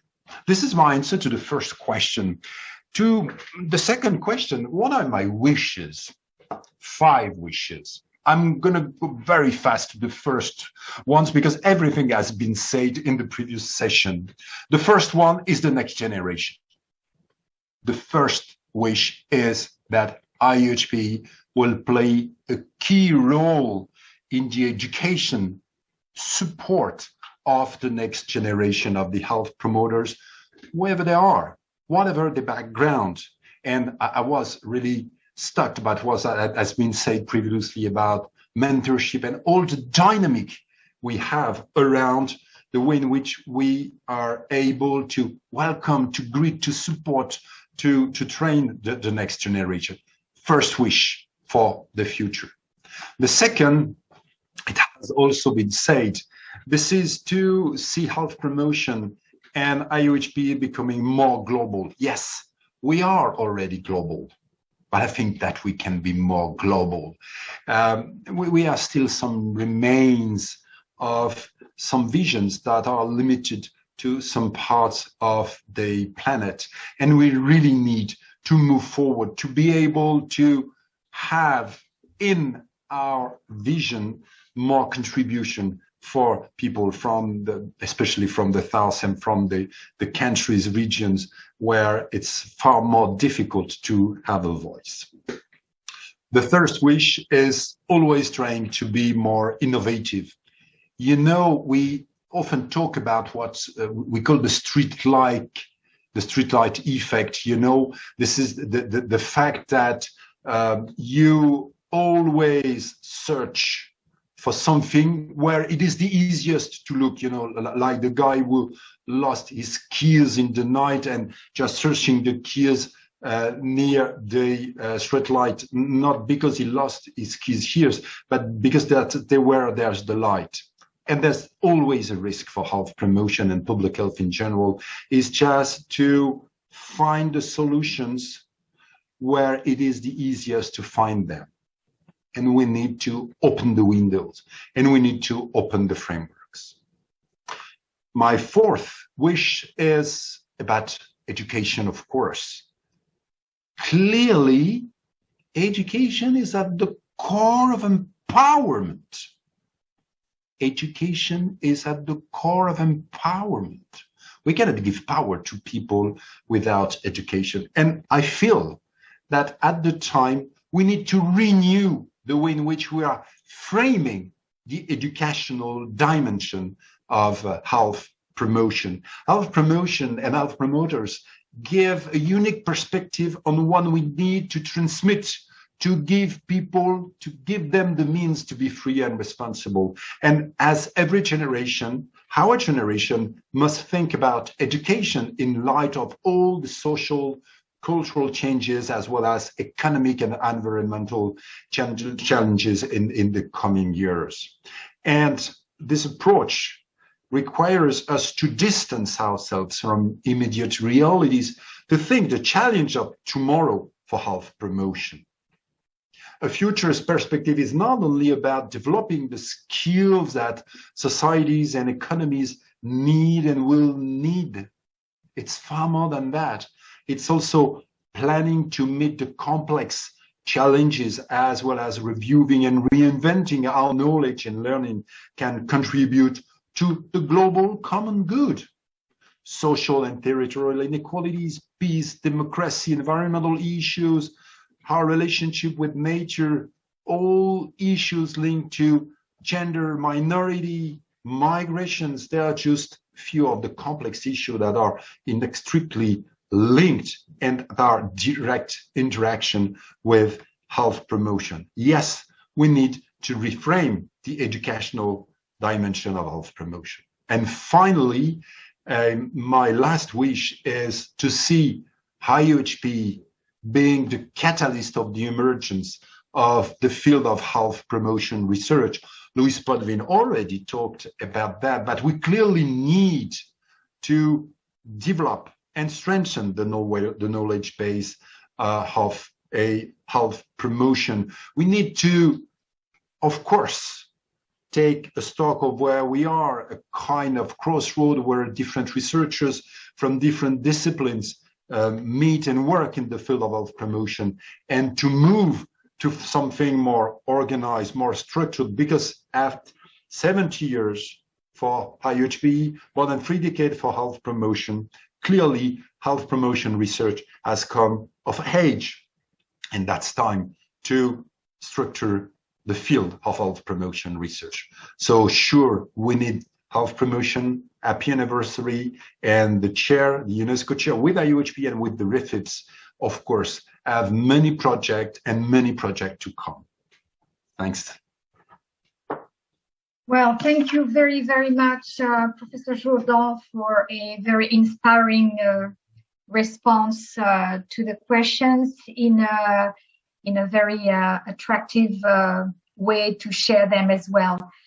So let's now listen to Professor Irma Manoncourt, but before doing that, I would like also to introduce Irma.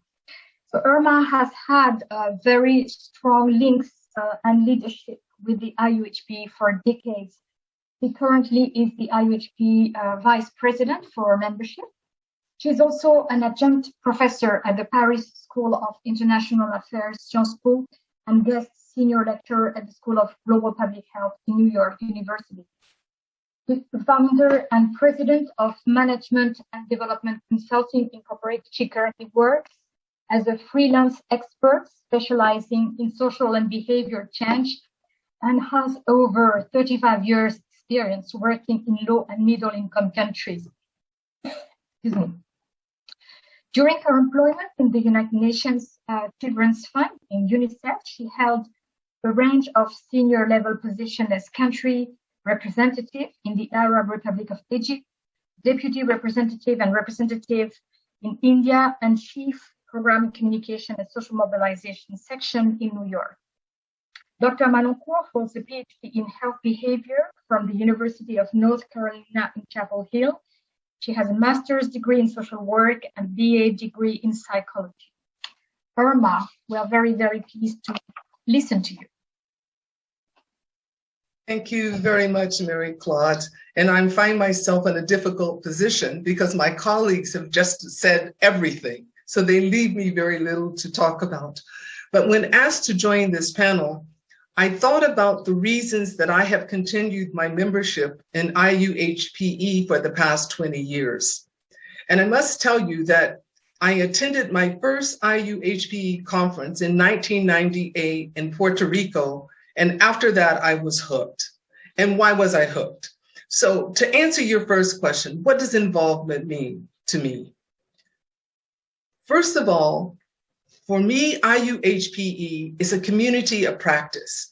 It has provided me over the years access to the latest scientific thinking, some of the critical issues and questions that need addressing, while at the same time looking at these ideas within the context of the practical application. What does it really mean on the ground? As a practitioner, as you often realize, one is so busy reading their own documents, their own reports, it's very easy to lose sight of your profession and what you're doing. So IUHPE for me has been a lifeline to keep on the latest as the field has been evolving over the past, for me, 20 years, but clearly for the past 70 years, we've seen an evolution in what is meant by health promotion. I think the other thing I would say about it is not only is it a community of practice, IUHPE for me is a family. And as you know with families, there are some people you argue with, there are some people you get along with, but at the end of the day, they're still family. So it has been an opportunity to be around like-minded people. Even when we agree to disagree, at the end of the day, we understand that we are interested in working and understanding human behavior in the sense of bringing about change. We're trying to do the work that we do, not only if we have our ideas, but from the perspective of the people we're trying to serve. So it's a family. The second thing I'd say about that, and I think Dr. Jourdan has also mentioned, is the diverse perspectives and experiences in the organization. The fact that we have the global North and the global South debating, arguing, looking at issues, trying to find new ways. For me, that has been exciting. It's so easy in our global world to stay local that you forget that what's happening outside is influencing what you do even internally, what you're doing locally. So that ability to have the linkage, I think, has been really critical. So those are the two things that I would say in terms of involvement and why I've stayed in this organization compared to many others that I had an opportunity to join. In terms of your second question, what are my key wishes? And I only have 3. The organization and its members have already been involved in increasingly putting emphasis on equity, health equity, and in looking at the social cultural dimensions of health promotion practice. What I'd like to see us doing is pushing the envelope on the discussion that was earlier around social justice, to get us more involved in addressing those sensitive and uncomfortable issues like racial justice, like xenophobia. What is that for health promotion practice? What are the kinds of things, given our skill sets, that we can say around addressing those issues? How can we put those on the table? The point was made around young people and early career professionals. And so definitely what I'd like to see in the organization is more increasing intergenerational dialogue and learning. But it isn't just the young learning from us, it's those of us who are older learning from the young. When you look at what's happening with climate change, when you look at the kinds of issues that young people are putting on the table, they are leading us. And it's what I'd like to see the organization doing is giving them more space to talk about issues as we're looking at policy dynamics, as we're looking at coming up with strategies, as we're thinking about behavior change. What is it that the millennials have to teach us at this point in time? We're seeing things right now with COVID-19 in terms of approaches, issues around work-life balance. They're putting things on the table that our generation, or at least my generation, probably would not have thought about before. So it's a two-way learning that I'd like to see happening in the organization. And lastly, we've done a lot of work around disease outbreak, but I think health promotion and IUHP members have something to say about what practice looks like when you're dealing in emergency and humanitarian situations, when we're dealing in situations of armed conflict. We don't hear much from our discipline around these things. And yet I think our understanding of human behavior, our ability to unpack what's going on, are critical tools that can help all of us, not just health promotion, not just the health sector, but some of the other program sectors in which we work. So I'd like to see us expand who we bring to the table when we're talking about human behavior, when we're talking about community engagement. So I'll stop there. Thank you.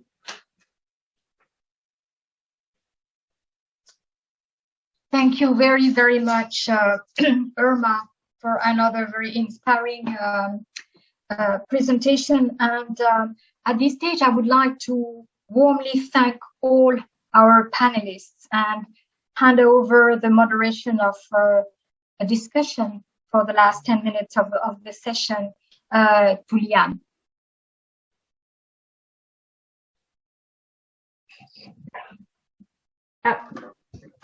Yes, ready.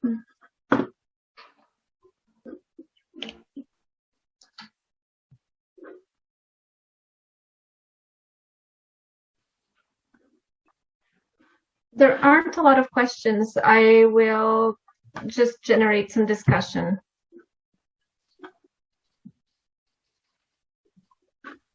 Yes.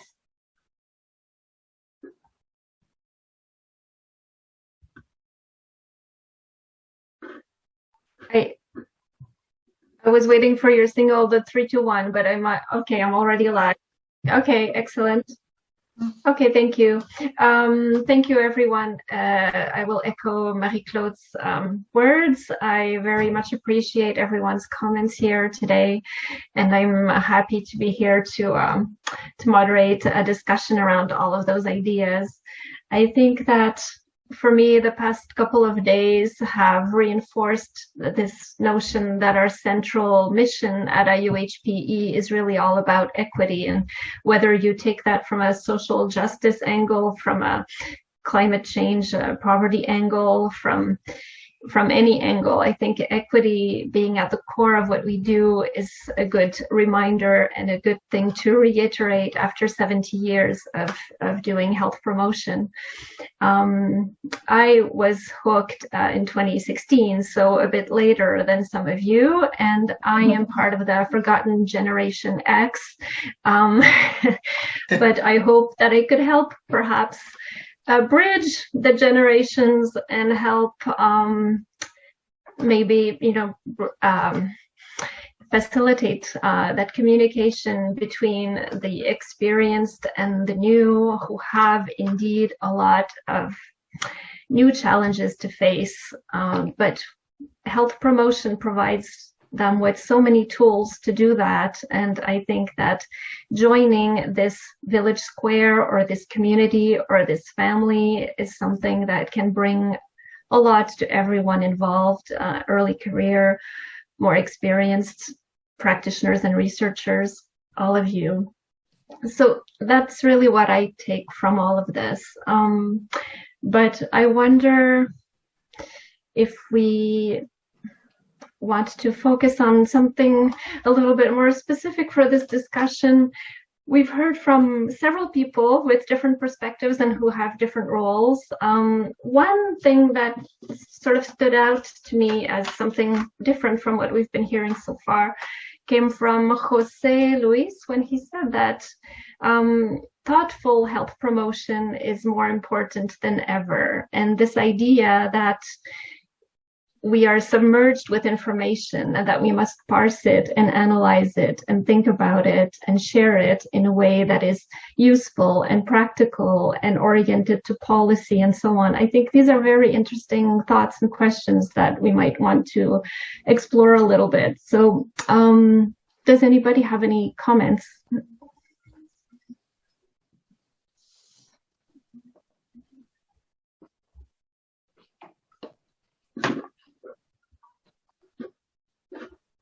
Yes, Irma or Didier or even Marie-Claude, if you want to have some input as well. I think that Jose had said, I agree with his analysis. I think it's, all I would simply say with that analysis is I think it's not just policy. I think that that sense of unpacking the information and trying to look at the currency of it is just as important to people on the ground, the practitioners. And I think sometimes when we have these discussions around these ideas, we tend to think of it only at policy level. But at the end of the day, it's the person who's out there facing a community who has gotten listened to fake news or misunderstood the information. What are the tools that we can think about? I like his idea that we can give those individuals when they're actually engaged with those community members or with those marginalized groups that may not be responding to the larger piece. And I think we have to always unpack it. It's too easy to say a population, and then you find all of these subsets within it. And each one needs something different from us. Thanks. Sure. There's of course, Liane. Yes, just to follow what Erna just said. It's at the level of the community, very close to the people, that it's possible to work on the fake news and on media education, which is at the very core now the skills of the citizens and the citizens for today and for tomorrow. And again, that's why I really think, and following what Era just said, that in the skills of the health promoters, this educational dimension, the capacity to manage the information, to support people in the way in which they can sort what's true, what's not, what's the relevance of the different data is critical. So it means that this dimension, Liane, has to be taken into account at, for example, at national level. And I suppose that Professor Geneviève Chen could also say what Public Health France, for example, do in terms of fake news, relevance of the information. It's also part, of course, of the professional development of health, of all the health promoters, and it's also tools, initiatives, popular education, non-formal education and formal education on the ground at the community level. Over to you.